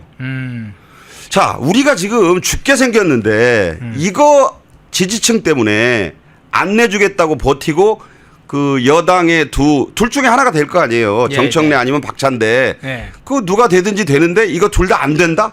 이거 붙잡고 있다가 초가삼간 다 태우는 거예요, 지금. 이게 지금 말이 안 된다. 그럼 쌀 얘기는 어디로 갔느냐? 쌀은 대충 내주는 쪽으로 합의가 된 모양이에요. 네. 발표는 안 하는데. 그럼 쌀은 무슨 대책이 있을까요? 양곡관리법 통과시키잖아요. 네네. 그러니까 남는 쌀 사주면 돼. 그러니까 전농 같은 쌀 단체. 그리고 쌀 하면 껌뻑 죽는 데 하나 있잖아요. 호남. 뭐 이쪽을 달랠 수가 있다. 예산으로. 그러니까 쌀은 예산으로 맞고 나라 예산으로 맞고 소고기는 안 된다. 우리가 갑입니까 지금? 우리가 갑이냐고요. 이 한미 관세 협상의 갑은 누굽니까? 슈퍼 갑이잖아요. 미국이. 어떤 것도 안 내주고 어떻게 타결을 좀 보려고 한다? 이런 협상은 없습니다. 그러니까 트럼프는 본체만체 하고 있고 베센트 제가 말씀드렸잖아요. 러트닉. 지금 우리는 조선 하나 가지고 지금 뭔가 지렛대를 삼으려고 하는데 조선업은 물론 우리가 강점이 있어요. 강점이 있는데 미국이 지금 일본이나 EU하고 맺은 협상안을 보시면 이게 조선업 하나 가지고 오케이 해주겠습니까? 상식에 속하는 영역이에요. 조선업은 좀 부차적인 것이다. 그리고 조선업은 대안이 있어요. 대안이. 일본. 우리가 일본보다 납기 빠르고 성실하게 잘해서 가성비 좋게 만들어주는 건 사실이에요. 그러나 일본이라는 대체제가 있기 때문에 우리가 조선업 이외에는 아무것도 안 내놓으려고 하면 미국은 곧바로 일본에다 조선업도 줘버립니다. 협상이라는 게 그렇잖아요. 협상이라는 게 이게 너무 협상을 우습게 여기고 지금 가고 있다.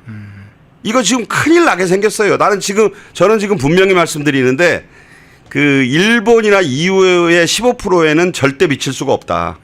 그리고 사실상 결렬될 수도 있다. 그런데 그 민주당 결렬되면 그 다음에는요. 민주당 상황이 지금 민주당 일각에서는 그런 얘기 한대요. 네. 그 너무 서두르지 말자. 8월 1일에 예. 그 얽매이지 말자. 그럼 무슨 얘기냐? 8월 1일부터 한 일주일에서 한 달 시원하게 관세 폭탄 좀 맞아보자는 거예요. 맞아보자. 맞고 나서 예. 우리가 그러고 좀 여유를 갖고 해보자. 관세 폭탄이 무슨 뭐 가랑비입니까? 맞아보게? 지금 이런 한가한 소리를 하고 있다고요. 그러니까 지금 제가 보기에는 대한민국이 그 마주쳐야 될 가장 큰 폭탄은 이거예요. 관세 폭탄이 눈앞에 있는데도 지금 그렇다. 그런데 자, 이 문제부터 먼저 한번 관세 폭탄이 눈앞에 차각세 이제 지금 다가오고 있습니다. 그런데 지금 이재명은 지방을 돌고 있어요. 부산에서 타운 미팅홀도 하고 SP 삼립 시화 공장을 찾아서 산업재해 피해 문제를 다루면서 기업한테 이렇게 해라 이렇게 압박을 하기도 하면서 지방만을 좀 돌았어요. 한동안 이재명이 지금 알려지기에는 관세통상대책회의에 이재명이 주재해야 될 그 자리를 강훈식 비서실장이 회의를 주재했다 이렇게도 알려지고 있습니다. 뭐 알려진 게 아니라 다 사실이죠. 예. 지금 말씀하신 내용들이 지금 보면 대통령이 진두지휘를 한 모습이 어디에도 확인이 되지 않고 있어요. 그럼 이게 무슨 얘기냐? 지금 민주당이나 대통령실이나 민주당이나 알아요.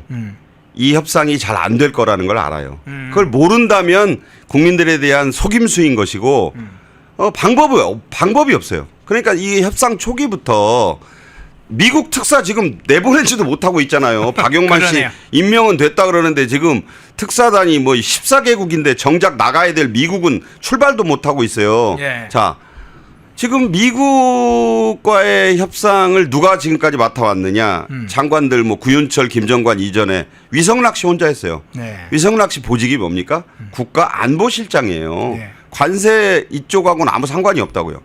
근데 아시다시피 루비오 국무장관이 카운터 파트인데 워싱턴에서 나흘 머무르는데 얼굴도 못 봤다고요. 시체말로 코빼기도 못 봤다고.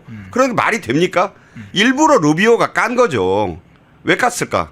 만나봐야 해줄 얘기가 없어요. 그리고 루비오는 주무장관도 아니고. 그러니까 심지어 안 되겠다 싶었는지 위성락 씨가 그 루비오 만나러 갔다잖아요. 백악관에. 예. 그랬더니 사실은 약속을 했었는데 루비오 측이 뭐라 그랬느냐. 지금 우리 대통령님하고 이거 트럼프 말하는 거예요. 네. 지금 회의가 길어져 가지고 내가 만날 시간이 없으니 그 기다리시지 말고 돌아가시라 그래라. 한국의 국가안보 실장이 왔는데도 그런 식으로 말했다는 거예요. 보도된 거예요. 제가 무슨 말을 만들어서 하는 게 아니라고요. 그래서 네. 그냥 터벅터벅 이제 다시 숙소로 왔어. 오니까 루비오가 좀 안 됐잖아요. 그러니까 네. 전화는 한 모양이에요. 네. 아니 워싱턴에서 전화로 통화를 한 게 다예요.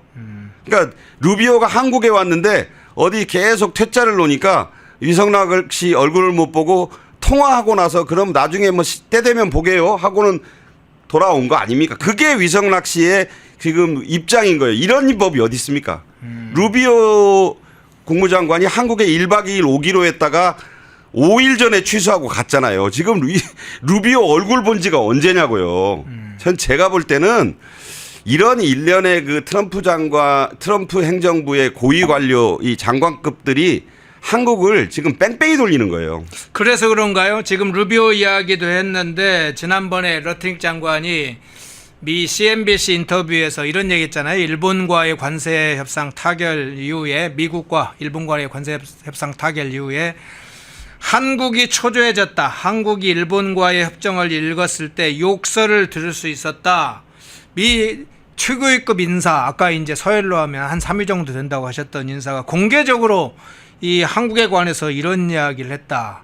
그러니까 미국이 한국을 어떻게 보고 있는지, 뭐 그냥 이재명 정권을 어떻게 보고 있는지. 지금 저와 허앵커가 나눈 얘기 속에 한국이 지금 현재 한국의 이재명 정권을 트럼프 행정부와 트럼프 대통령은 물론이고 루비오, 베센트, 러트닉 등등의 이 주요 핵심 인사들이 어떻게 보고 있구나. 그냥 보이지 않습니까?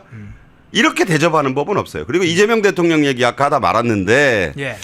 자, 시흥 SPC 예. 삼립방 만들고 하는 데잖아요. SPC 삼립이요. 예. 평상시 같으면 누가 그런 행보하는 거 뭐라 그래요? 거기 가서 뭐 그 50대 여성 근로자가 뭐 안타깝게 사망한 사고에 대해서 사장 불러다가 경위를 꼬치꼬치 묻고 다 좋아요. 지금 그런데 지금 그럴 때냐고요. 일에는 우선순위가 있지 않습니까? 영어로 프라이오리티. 탑 프라이오리티가 뭐냐고요. 관세협상 아니겠습니까? 관세협상을 어떻게 할지 대통령이 진두지휘를 해야지요. 그런데 진두지휘를 해봐야 본전. 진두지휘를 할 솔직히 얘기하면 전문성도 없고. 그러니까 이제 맡긴 거예요. 뭐 기업인 출신의 김정관, 뭐 구윤철 이렇게 했는데 구윤철, 김정관도 지금 말씀드린 대로 제대로 뭐 대접도 못 받고 지금 차 타고 판넬 만들어가지고 아니 무슨 장관이 장관한테 판넬 만들어가지고 4시간 거리에 달려가가지고 그 앞에서 땀 뻘뻘 흘리면서 설명합니까? 그게 무슨 협상입니까? 베센트 31일 날 겨우 만나는 것도 제가 보기에 내일이 통보하는 날인데 하루 전날 간다는 게 말이 돼요? 자, 그래서 삼립공장 가서 그거 하고 그다음에 그러면 이제 용산 가서 또 대책회의 하나? 안 가고 어디 갔습니까? 부산 갔잖아요. 그러네요. 부산에 가가지고 뭐 부산의 믿음을 듣다? 뭐 제목이 그렇더라고요. 네. 거기 가서 이제 무슨 얘기를 잔뜩 했느냐. 연내에 올해 연말까지 해수부는 반드시 부산으로 이전하겠다. 그리고 부산 가덕도 신공항 그거 걱정하지 마라. 왔다 갔다 내가 반드시 이전시켜주마. 이게 지방선거 유세 공약이지 이게 대통령이 부산 가서 이 급한 시기에 시흥에서 부산 내려가서 꼭 해야 될 일입니까? 그 왜 거길 꼭 가야 됐느냐라고 야당 측에서도 공격을 하니까 이게 수해 때문에 한번 연기된 거라 안 갈 수 없어서 갔다고 그래요.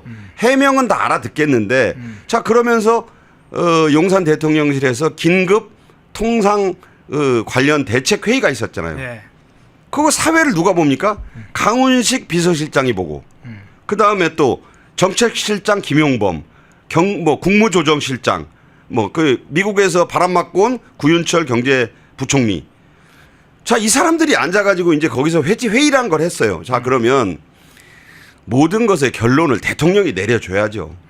소고기 시장도 열어라. 아주 그런 건 사실은 뭐 다 정치권 정도면 이 현안은 다 알고 있는 거 아닙니까? 소고기 쌀 수입인 수입 개방 문제는 보고 받았고 여한구가 네. 여한구 그 통상교섭본부장 차관급 아닙니까? 네. 일주일 열흘 전부터 그 얘기를 했어요. 제발 그런 거를 전향적으로 풀어줘야지만 맨데이트 권한을 주시면 풀어주라고 말만 하면 내가 하겠다. 권한을 안 주잖아요. 그게 무슨 소리냐? 그리고 이제 정청래 박찬대가 앞다퉈서 30개월령 이상 소고기 이거 비중 미미하다고 말씀드렸죠. 예. 그거를 내줘야죠. 그리고 30개월령 이상 쇠고기 미국산 쇠고기를 금지하는 세계 주요국은 대한민국이 유일해요. 아니 우리가 왜 그걸 자신이 있잖아요. 이제 광우병 시대도 아니고. 아니, 미국인들은 다 다른 나라 사람들은 먹잖아요. 먹어도 아무 문제 없잖아요. 그리고 누가 그거 갖다가 구워 먹으래요? 다 다른 용도로 쓰면 되잖아요. 네. 왜 그걸 그렇게 목숨줄처럼 압니까? 이거 집착하는 거 보고 미국이 더 지금 한국을 안 좋게 보고 있는 거예요. 그렇겠죠. 아니 일본이 쌀을 내주고 자동차를 지켰어요. 아니 사람이 무협지 같은 데도 보면 팔을 내주고 목을 지킨다는 말이 있는데 지금 목을 내주고 팔이나 지금 손가락 지키게 생겼습니까? 협상을 이렇게 주객이 전도되는 협상을 하니까 제가 이 오늘 토크 서두에 협상 타결 전망은 0%에 수렴한다고 얘기한 거예요. 그리고 일각에서는 일단 8월 1일 날 관세 폭탄 좀 맞아보자. 다시 한번 얘기합니다만 이건 그냥 맞아도 옷 말리면 되는 그런 그 폭탄이 아니에요. 강철비예요. 맞으면 죽습니다. 예. 관세 협상 문제 EU와 미국 간의 협상 타결이 이루어졌다. 미국의 이제 일본에 이어서 지금 EU까지 타결되면서 우리에게 지금 닥쳐올 현실이 바로 눈앞에 딱 닥쳐왔네. 아직 시간이 여유 있는 게 아니고 딱 그냥 바로 관세 폭탄이 닥쳐올 위기 상황입니다. 그 상황 먼저 살펴봤고요. 자, 김민석 문제 한번 넘어가 보겠습니다. 유엔군 참전의 날 기념식을 했는데 김민석이 또 발언을 한 것이 여러 가지 논란이 될 수 있는, 해석이 될 수 있는 그 발언을 했어요. 기념사를 했는데 이런 이야기를 했습니다. 6.25 참전 용사 등 1000여 명 정도 같이 참석한 자리였는데 뭐라고 했냐? 가장 확실한 안보는 싸울 필요가 없는 평화를 만드는 것이다. 이렇게 이야기를 했어요. 그것도 이제 참전 용사들이 앞에 있는 데서 어떻게 이 발언을 해석하세요? 군대도 뭐 안 갈래서 안 간 게 아니라 이제 미 문화원 점거농성을 뒤에서 배후 주도한 혐의로 형을 사는 바람에 군을 안 갔지 않습니까? 예. 군을 이제 그 뭐 안 갔고 병역이나 안보에 대한 개념이 전혀 없는 그 운동권의 핵심이죠. 네. 그러니까 유엔 참전의 날 그 베테랑 노병들 앞에서 얘기할 자격 자체가 없는 사람이에요. 예. 국무총리니까 가서 한 건데 자 가장 확실한 안보는 싸울 필요가 없는 여기까지는 맞아요. 평화를 만드는 게 아니죠. 튼튼한 국방을 구축하는 것이죠. 여러 가지 얘기가 있습니다만 가장 확실한 그 평화는요. 그 안보가 나라에 힘이 있어야 돼요. 스위스가 영세 중립국인 이유가 뭡니까? 힘이 없어서 우리는 어느 쪽에도 속하지 않고 중립국이다. 벌써 스위스란 나라는 지구상에서 사라졌을 겁니다. 어마어마한 그 재력을 바탕으로 누구도 건드릴 수 없는 확고한 무력을 갖고 있기 때문에 소련도 지금의 러시아도 또 미국도 그리고 그 어떤 나라도 스위스를 넘보지 못하는 거예요. 자 이스라엘도 그렇잖아요. 그 수많은 중동전을 이기면서 지금도 그 수억에 달하는 이슬람교와 맞서서 싸우고 있는 뭐 이스라엘을 편들자는 게 아니에요. 안보라는 게 어떤 것이다라는 걸 보여주는 거죠. 자 그런데 그 대북 그 제스처 지금 아까 뭐 앞서서도 허영커 얘기하는 걸 제가 들었습니다만 지금 뭐 김여정이 아무 관심도 없다. 왜 니네들 혼자 난리냐. 뭐 이런 메시지를 바라는 것 자체가 아니 왜 두 국가론이라는데 자꾸 무슨 통일부를 그 남겨놓냐. 그러니까 이게 뭐냐면 정동영 보고 그 얘기한 대로 빨리 통일부란 이름 빼고 한반도부로 바꾸란 얘기예요. 예. 평화교류부. 지금 평화란 말을 그 정동영도 그렇고 이종석도 그렇고 김민석도 그렇고 이 소위 자주파 소위 그 운동권 주류 86주류들이 네. 엄청나게 평화란 말을 잘못 쓰고 있어요. 저 사람들이 말하는 것은 친북과 친중에 의한 그러니까 타협에 의한 평화예요. 그런데 그런 타협에 의한 평화가 가능한 것이냐? 많은 사람들이 지금 의문을 제기하는 바 아닙니까? 더군다나 저분들은 누구예요? 김민석이 말할 때 저 앞에 앉아서 혀를 끌끌 찼을 분들이 누굽니까? 목숨을 바쳐 젊은 날 수억 많은 전우들의 그 시신을 뒤로 한 채로 그 자유를 지켰던 지금 90주를 넘으신 노병들이에요. 거기에 군대도 안 가고 양키 고홈을 외치던 그런 그 운동권의 핵심 총리가 와가지고 저렇게 얘기를 하니 저게 과연 저 자리에 안 갈 수 없어서 갔겠지만 저 얘기를 공감하는 그 노병들이 과연 얼마나 됐을 것이냐. 대단히 부적절한 발언을 한 것이다. 이렇게 봅니다. 예.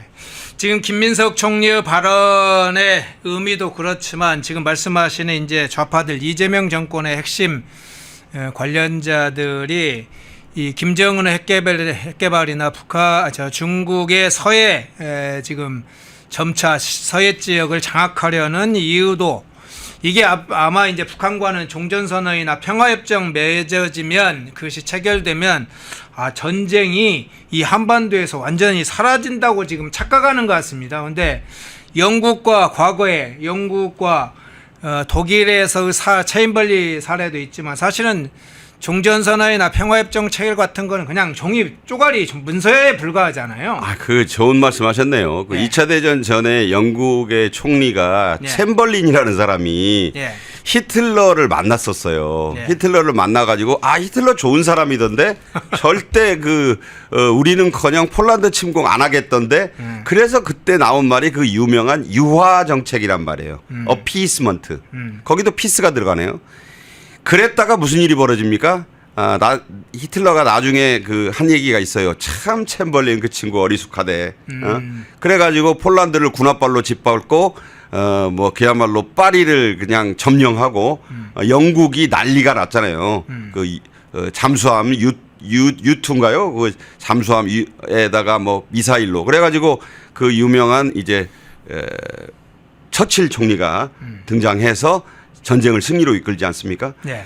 극명한 예가 되는 거예요. 그런 식의 평화가 지켜진 적이 없어요. 과거 로마 제국이 수많은 황제들이 명멸했습니다만 로마의 제국이 수천 년을 간 이유는 많은 사람들이 역사가들이 그렇게 말합니다. 딱 두 가지였다. 하나는 변경을 잘 지켰다. 변경. 야만족의 침략으로부터 변경을 잘 지켰다. 여러분 글래디에이터 영화 첫 부분에 보이는 게 그런 거예요. 변경을 막았던 마르쿠스 아우렐리우스. 근데 그 아들이 개판을 쳐가지고 그때부터 로마가 변경이 무너지면서 야만족에 의해서 침탈을 당합니다. 예. 자, 그다음에 경제죠. 경제는 빵이에요. 빵을 보장해 줘야 돼요. 그 빵을 주는데 실패한 황제는 암살되거나 쫓겨나거나 비참한 최후를 맞이했습니다. 자, 우리도 그런 거예요, 지금. 계속해서 말씀드리지만 나라의 가장 중요한 두 가지 책무. 안보와 경제다. 그게 돈 뿌려가지고 쿠폰 나눠주는 경제를 말하는 게 아니에요. 지금 그 돈이 문제가 아니라고요. 지금 현재 이거 관세 협상 잘못돼가지고 저는 분명히 일본과 EU가 얻어낸 15%는 절대 달성할 수 없다고 봅니다. 아니 모든 지표가 그걸 말해주고 있어요. 이거를 15%를 해줄 미국이라면 우리를 이렇게 대하질 않아요.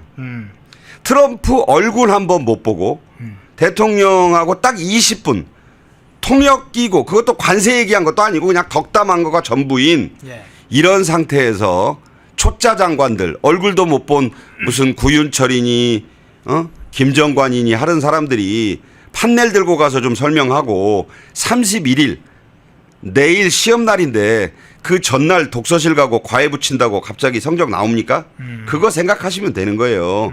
이거는 이미 결렬에 준하는 실패가 예정돼 있다. 그런데 어떤 언론도 어떤 그 정부 당국자도 어떤 여당의 그 책임 있는 사람도 이 얘기를 못 하고 있어요. 왜? 이거 얘기했다 큰일 나게 생겼거든. 마지막 희망이 지금 남아 있다는 식으로 얘기를 하고 있는데 이것이야말로 희대의 희망 고문이다. 저는 그렇게 생각합니다. 예. 김민석이 유엔군 참전의 날 기념사를 했는데 그 기념사를 좀 한번 살펴본 겁니다. 가장 확실한 안보가 마치 종이 문서에 있는 것처럼 착각하는 평화에 대한 망상을 가지고 있는 자들이 가지고 있는 특징이죠. 우리가 싸울 때 힘을 가지지 않는 싸움은 금방 무너질 수 있다는 건 늘 알고 있는 역사적인 법칙인데 아직도 그 망상에서 벗어나지 못한 걸 더군다나 참전용사 앞에서 그 기념사를 했던 사선을 넘었던 분들 앞에서 그걸 했던 기가 막힌 장면이 있어서 그걸 잠깐 살펴봤고요. 시청하시면서 좋아요 꼭 한번 눌러주시면 좋겠습니다. 자, 주제를 바꿔보겠습니다. 이진숙 방통위원장 문제 잠깐 살펴보겠습니다. 지난번 재난 상황을 이유로 해서 여름휴가 신청했던 이진숙 방통위원장 페북글을 통해서 자, 이재명 정부와 민주당의 방통위 중에 상임위원이 있죠. 상임위원 추천이 이루어지지 않는 것에 대해서 이번에는 반격을 했습니다. 이진숙 위원장이 페북에 이런 글을 썼어요. 그렇게 중요한 기관인데 지금 상임위원 단 한 명으로 중요한 안건들을 심의 의결하지 못하고 있다. 이렇게 공개적으로 집권 세력을 비난하는 글을 올렸어요. 이진숙 위원장이 이 상황 일단 어떻게 해석을 하세요? 참 이런 거죠. 앞서서 이제 지난 주말에 나온 뉴스가 이런 게 있었어요. 토요일자에 예. 김현 민주당 의원 이 방송통신위원회를 관할하는 상임위의 간사죠. 예. 유명한 사람이에요. 예. 과방이 지금 간사죠. 과방이 예. 지금 법을 하나 발의했습니다. 이게 뭐냐면 방송통신위원회 폐지법이에요. 근데 이 폐지가 별 얘기도 안 해요. 그냥 라벨갈이에요. 방송통신위원회는 그대로 있어요. 그걸 어디 가는 게 아니고. 그런데 이거 미디어 무슨 뭐 제가 이름도 다 못 외우겠어요. 뭐 길어요. 미디어 뭐 어쩌고 저쩌고 하는 위원회로 이름을 바꿔요. 달라진 건 아무것도 없어요. 그냥 서류상으로 그 위원회를 아마 폐지하고 땅땅땅 민주당 주도로 통과시키고 이것이 이제 대통령에게 가면 대통령 당연히 이진숙 위원장 보기 싫어가지고 이제 배석도 하지 말라 국무회의 했으니까 넘어오는 대로 인가를 하겠죠. 네. 그러면 방송통신위원회가 없어지는 거예요. 방송통신위원회를 왜 없앱니까? 이 중요해서 그 이진숙 위원장 휴가도 못 가게 하는 그 방송통신위원회를 네. 그냥 내년 8월 24일까지가 임기예요. 그러니까 이런저런 뭐 국회에 불러다 망신도 주고 국무회의에서 이재명이 뭐 이런저런 압박도 하고 해도 저 임기 내년 8월 24일까지인데요라는 말을 계속하고 있으니까 얼마나 보기 싫겠어요. 그래서 휴가도 가지 말라고. 이거 일주일 휴가 다 휴가 내는 거 아니에요? 그리고 이진숙 위원장이 얘기하는 게 있어요. 내가 재난 상황인데도 휴가 가겠다는 게 아니지 않느냐. 휴가 신청을 한 거다. 휴가 신청이 이루어질 때는 비도 안 올 때예요. 근데 그게 이제 넘어오니까 지금 비 오는데 어딜 가? 방송통신위원회 사령 컨트롤 타워 재난방송 컨트롤 타워 해야지. 언제부터 그렇게 컨트롤 타워 역할을 맡겼다고? 그러니까 그걸로 반려를 했잖아요. 그러니까 휴가를 못 가게 된 이진숙 위원장이 그러잖아요. 내가 무슨 산과 들로 혹은 해외로 여행 가겠다는 거냐. 나 집에서 내 집에서 좀 쉬겠다는 건데 그거 누구나 어떤 국무위원들도 그런 식으로. 근데 국무위원회 휴가는 대통령 재가를 받아야 되니까 그렇게 한 거예요. 네. 그러니까 누가 봐도 그냥 휴가 갑질을 한 거죠. 그러니까 휴가 그때 제가 그 이야기 나왔을 때 뭐라 그랬어요? 그 뜻은 뭐냐? 반려의 뜻은 영원히 휴가를 좀 가라. 예. 뭐 이거 뭐 일주일 갖고 되겠어? 한 50년 휴가 가지? 뭐 그런 의미예요, 그게. 그런데도 이진숙 위원장이 알았어요. 휴가 안 가면 되지 뭐. 나는 그냥 그 시원한 그 방송통신위원장실 나와 가지고 뭐 별 일도 없는데 뭐 내 자리 지키고 일하겠다. 그러면서 이제 이 얘기를 방금 허앵커에 얘기했지만 지금 방송통신위원회 상임위원이 5명입니다. 당연직 상임위원장인 이진숙 위원장 빼고 네. 이렇게 이제 정권이 바뀌었으니까 대통령과 여권이 임명할 수 있는 게 3명 그리고 국민의힘이 임명할 수 있는 게 1명이에요. 그러면 이진숙 위원장이 계속 하는 얘기가 이재명 정권이 3명 임명해 주라. 그리고 국민의힘도 그러면 임명하지 않겠어요? 그럼 5명이 되잖아요. 네. 독임제 기관이 아니니까. 그래가지고 이제 이렇게 됐어. 그렇게 해달라는 건데 그렇게 해주면 무슨 일이 생기느냐. 물론 3대2로 판판이 모든 의결을 다 민주당 여권 이재명 정권의 뜻대로 할 수 있죠. 네. 다만 그 의사봉을 계속 이진숙 위원장이 두드리게 하는 걸 보기 싫은 거예요. 그 자체를 보기 싫다. 그렇지. 그냥 위원장도 싹 우리 편으로 해가지고 그러니까 이진숙 몰아내기법을 하나 발의한 거예요. 지금 지난 주말 사이에 벌어지는 일이 이렇습니다. 그러니까 상임위원장 3명을 임명을 해 주시라고 한 얘기는 국무회의 나올 때마다 했대요. 몇 번 안 나왔지만. 네네. 그런데 이제 끝나려고 하는데 대통령님 드릴 말씀이 있습니다. 그냥 얘기하지 마세요. 아니 저 얘기해야 되겠습니다. 그냥 얘기하지 마시라니까. 그래서 강유정이 뭐라 그래요? 강하게 질책했다. 그런 식이에요 지금. 그러니까 이진숙 몰아내기법이에요. 그냥 라벨갈이. 그런 게 이제 돈이 좀 듭니다 이게. 왜냐하면 모든 서식을 새 이름으로 바꿔야 돼요. 간판도 바꿔야 되고. 그 돈이 또 들겠죠. 그런 게 뭐 돈 몇억 원이 뭐 20억 원이 돈이겠어요. 지금 이재명 정부에게 만약에 그 이진숙만 몰아낼 수 있다면. 그러니까 이건 라벨갈이를 하려고 그러는 거예요. 라벨갈이 하는 그 유일한 목적은 이진숙을 내년 8월 24일까지 방송통신위원장 자리에 앉혀두고 싶은 생각이 털끝만큼도 없다 이런 얘기입니다. 예. 근데 마지막에 이제 그 부분의 성격을 우리가 딱 정확하게 짚어주셨는데 이진숙 위원장의 페북의 마지막 대목이 조금 울림이 있던데요. 페북에 올린 글에 이렇게 이야기를 했습니다. 대의를 위해 목숨을 걸어봤던 전력이 있는 사람들만 나에게 돌을 던지라. 이렇게 지금 화면에 떠 있습니다. 이진숙 위원장이 페북 마지막에 대의를 위해 목숨을 걸어봤던 전력이 있는 사람들만 나에게 돌을 던져라. 저 설명해 드릴까요? 대의를 뭐라고 생각했을지. 저걸 본인이 설명을 해놨어요. 그래요? 대의라는 게 뭐냐? 네. 이진숙을 대변하는 상표가 뭡니까? 이진숙 하면 생각나는 상표. MBC 기자 시절에 종군 기자요. 여기는 바그다드입니다예요. 예. 그걸로 이진숙은 떴고 오늘날의 이진숙이 만들어진 거예요. 그때 이진숙 위원장 딸이 5살이었답니다. 사실 지금 와서야 편하게 얘기하지만 그때 걸프전 때 하늘을 수놓은 수많은 그 미군 미사일을 생각해 보면 거기 들어간다는 건 사지로 들어가는 거 아니겠어요? 그래서 대의를 위해 목숨을 걸어봤던 전력이 있는 사람, 자기 얘기하는 거예요. 5살 난 딸을 서울에 놔두고 나는 그때 중동으로 달려가서 거기서 목숨을 걸고 보도를 해본 적이 있다. 그거 정도 해보지 않은 사람들은 나에게 돌을 던지지 마라 이런 얘기예요. 나는 그 수긍이 갔습니다. 수긍이 갔어요. 그리고 제가 여러 번 얘기하지만 동명이인 이진숙이 물러나서 그렇지 안 물러날 때 두 이진숙을 가지고 글들이 여러 군데 있더라고요. 그랬죠. 이런 이진숙 저런 이진숙. 지금 하나 남은 보수의 이진숙은 정말 저렇게 하면서 버티고 있습니다. 아마 그 김현이 발의한 법이 추석 전에 발의돼서 통과되고 이진숙 위원장은 아마 강제로 집으로 가게 될 것입니다. 자, 이진숙 위원장 페북글 한번 좀 살펴봤고요.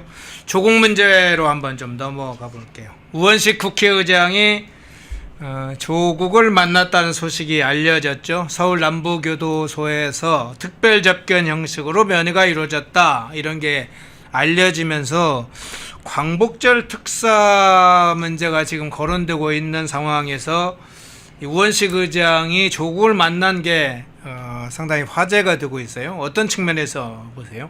8.15 광복절 특사에 힘실으러 간 거죠.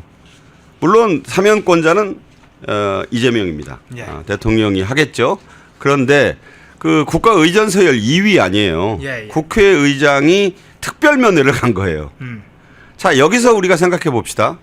모스탄 전 미 국무부 국제형사사법대사가 10분짜리 일반 면회를 신청했죠. 그렇죠. 윤석열 전 대통령에게. 네. 그거 박지영 내란 특검보가 딱 잘랐잖아요. 네. 불어. 자, 우원식이가 조국을 만나러 가는 거는 일반 접견도 아니고요. 네. 특별 면회예요. 네. 저 장소를 변경하는 그 접견이라 그래가지고 그 영화에 가끔 나오잖아요. 담배도 피고 뭐 시원한 데 앉아가지고 소장 보고 야 뭐 좀 더 갖고 와 이러는 면회예요. 저게 그런 특별 면회를 한 거예요. 시간도 안 나와요. 말이 30분인데 더 했을 수도 있어요. 그냥 편안한 방에서 진짜 뭐 시켜 먹으면서 뭘 했는지 아무도 몰라요. 그 면회를 했다는 거 아닙니까 지금. 그러면 보도가 안 되게 조용히 갔다 올 일이죠. 근데 여발한 듯이 갔잖아요. 국회의장이 조국 전 대표를 만나러 갔다. 조국이 우원식 후원회장 출신이에요. 예. 그러니까 뭐 인연도 있고 또 조국혁신당이 지난번 대선에 그 대선에서 3번 투표용지란이 비었잖아요. 네. 그 원래 조국이 있었으면 나갔을 겁니다. 그 조국혁신당이 그 투표를 그 후보자를 안 냈잖아요. 그 누가 안 내라고 했을까요? 그게 뭐 박은정 의원 정도가 정할 수 있는 일인가요? 아니잖아요. 조국이 안 낸 거예요. 내지 말라 그래서. 네. 그래서 기호 3번이 없는 바람에 사실 만약에 기호 3번이 나왔다 칩시다. 그래가지고 조국이 만약 감옥에 있으니까 누구 적당한 사람 내세워서 조국이 옥중 메시지 띄우고 그랬다고 생각해 보세요. 저는 어떻게 됐을지 모른다고 보는데요. 그런 부담이 지금 있는 국면이잖아요. 그 재헌절 특사 때 그 그 평화부지사 이화영 전 경기도 평화부지사 이화영이 묻어가려고 조국하고 송영길 소나무당 전 대표 지금도 대표인지는 모르겠는데 그 두 명한테 묻어서 자기도 재헌절 특사 나가려고 그 꼼수 썼던 적 있죠. 예. 그때 이제 재헌절은 좀 빨랐고 자 이제 8.15 광복절이 얼마 안 남았습니다. 이번 광복절 특사에는 좀 나가야 되겠다. 지금 조국 혁신당이 계속 그렇게 군부를 떼고 있습니다. 자 이런 차제에 조국 혁신당은 계속 그런 청구서를 내밀고 있는 거죠. 지난번 이재명 대통령 49%로 이겼고 네. 8% 차이 났는데 조국 혁신당이 만약 후보 냈으면 5% 이상 못 얻었겠어요? 거기에 이준석이 8% 어쩌고 저쩌고 하면 그 아무도 장담 못하는 거 우리 공로 잊으시면 안 될 텐데 이렇게 쪼고 있는 거예요 지금. 네. 그런데 여기에 국가의전서열 2위 저번에 7월 17일 재헌절 날 밤에 그 한우 떡갈비 전복전 나는 전복전 좀 먹어봤으면 좋겠어요. 감자전 먹으면서 우리는 현장파 할 때 있었던 게 우원식 아닙니까? 예. 그 말을 한 게 우원식이에요. 그 우원식이 지금 주말에 특별면회를 가서 이렇게 대대적으로 보도가 되게 만들었다? 누가 봐도 8.15 광복절 특사에는 우리 조국 좀 전 대표 좀 포함시켜 주세요라는 무언의 압박 같은 거 아닐까요? 저는 그런 의미가 가장 컸다고 보고 왜 윤석열 전 대통령은 무죄 추정의 원칙에 따라서 10분간 일반 면접을 간수가 보는 데서 창살 앞에 두고 만나는 일반 면접이에요. 구멍난 데 하나 있고 이것조차 못하게 한 이 이재명 정권이 이런 식의 특별면회를 거리낌 없이 허용합니까? 이게 법의 공정이고 이게 법의 형평이고 이게 사회 정의고 법의 정의입니까? 조국이가 명색이 서울대 형법학 교수예요. 네. 묻지 않을 수 없습니다. 네. 근데 지금 조국이 입시비리 혐의로 구속된 기간을 보면 작년에 대법원에서 확정되고 나흘 후에 수감됐으니까 그게 2024년 12월 16일에 수감이 됐으니까 지금 계산을 해봐도 8.15까지 계산을 해봐도 8개월 정도밖에 안 됩니다. 아이, 내년 2년 형기가 내년 말이잖아요. 예. 누가 봐도 20년 형기도 아니고 예. 12년도 아니고 아니 뭐 얼굴 좋아졌다고 들려요. 감옥 안에서 사색도 하고 책도 많이 읽어서 그래요? 예. 내년 말까지 못 있을 이유가 뭐 있습니까? 예. 왜 광복절 특사에 조국이 나와야 됩니까?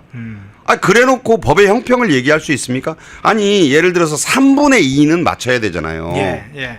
그렇다면 내년 이맘때쯤 가서 한 그 연말로부터 3개월 역산하면 9월쯤 되네요. 네, 네. 그때 가서 나 석 달은 좀 봐주소 이렇게 나오면 그때는 좀 객관적 그것도 저는 반대합니다만 그때는 아닌데 아니 이제 꼴랑 겨우 8개월 살아놓고 특사에 포함되겠다? 만약 이 특사는 그야말로 또 한 번의 소탐대실이다. 소고기 지키려다 지금 그 관세협상 전체를 잃게 생긴 마당에 조국 하나 광복절 특사로 풀어주려다가 더 큰 여론의 역풍을 부를 것이다라고 저는 봅니다. 예. 마지막 질문 한번 드릴게요. 자, 조국의 특별 사망과 관련해서는 여권 내부에서도 엇갈리는 시선이 있습니다. 지금 이제 당연히 조국 혁신당을 포함한 이쪽 진영 내에서는 조국 사면을 강력하게 지금 요구를 해왔고 민주당 내에서도 강득구원도 뭐 어제 이야기를 했죠. 조국의 의연한 모습을 보게 된다. 이재명 대통령의 검찰 탄압 판박이다. 뭐 이런 이야기를 하면서 조국을 석방해야 된다. 그리고 일종의 좀 여러 가지 염두에 두고 조국과 이재명과의 관계도 볼 때 석방을 해야 하지 않냐 이런 한편의 입장이고 또 한편에는 실제로는 친명 진영과의 잠재적 경쟁자인 조국이 나오게 되면 어떻게 움직일지 또 국민 여론도 반대 여론이 좀 더 높다. 석방 특별사면에 대해서 그 두 이야기가 좀 다 같이 나오고 있어요. 어떤 방향으로 사실 이재명이 결단할지가 생각해 볼 문제인데 어떻게 보세요? 뭐 여러 사람의 의견이 맞서겠지만 네. 두 가지 측면 하나는 대선 때 진 빚을 예. 얼마나 더 크게 생각할 것이냐 그걸 과연 빚으로는 여길 것이냐 조국 혁신당의 후보를 내지 않은 것이 예.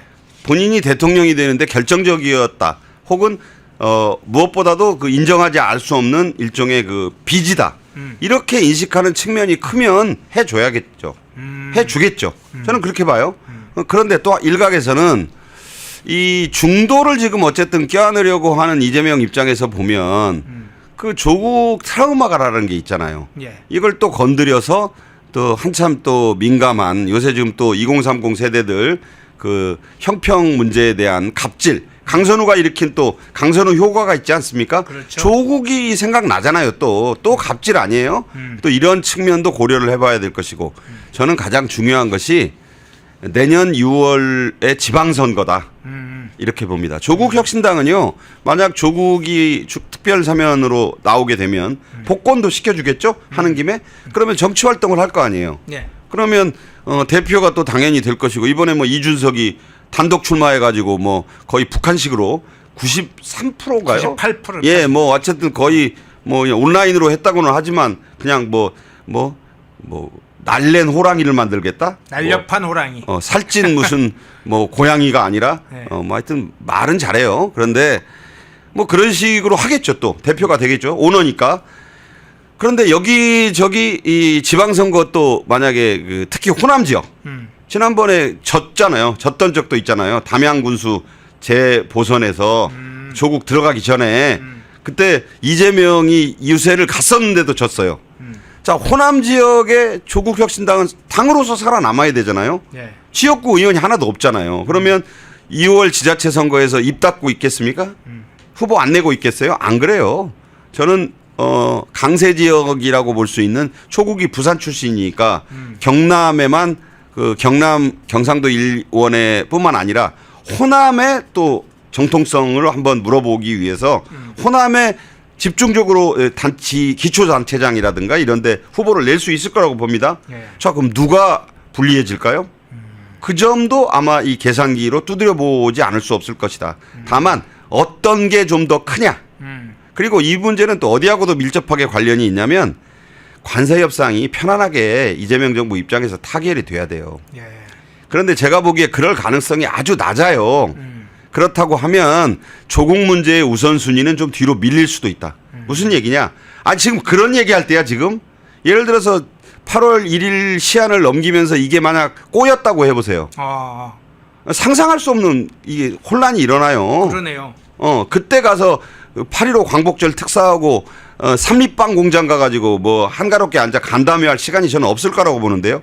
지금 그 주요 언론들 거의 모든 언론들이 지금 이 목전에 닥친 검은 백조를 못 보고 있다. 이걸 어마어마한 지금 이 불현듯 나타난 지금 이 엄청난 변수, 이 악재를 지금 애써 외면하고 있다. 잘 되겠지. 제가 분명히 말씀드리는데 트럼프가 이렇게 개입하지 않고 베센트와 그 러트닉이 이렇게 홀대한 나라와 주요국이에요. 우리는 어디까지나 주요국. 일본과 비견되는 좋은 협상 성과를 낸다는 것은 공부 안 하고 계속 놀다가 벼락치기 과외 딱 하루 하고 우등생 되기를 바라는 것과 똑같다. 그런 일은 없습니다. 예. 일부 박상기호 시사평론가님 관세 협상부터 시작했는데 다시 마무리는 또 조국 얘기하면서 이 시급한 현안에서 조국을 특별 사면을 해야 될 문제인지 거기에 8월 1일 이전에 관세 협상 타결이 안 되면 닥쳐올 이재명 정권 지방선거 염두에 두겠지만 그 상황에서 조국의 특별 사면까지도 다뤄봤습니다.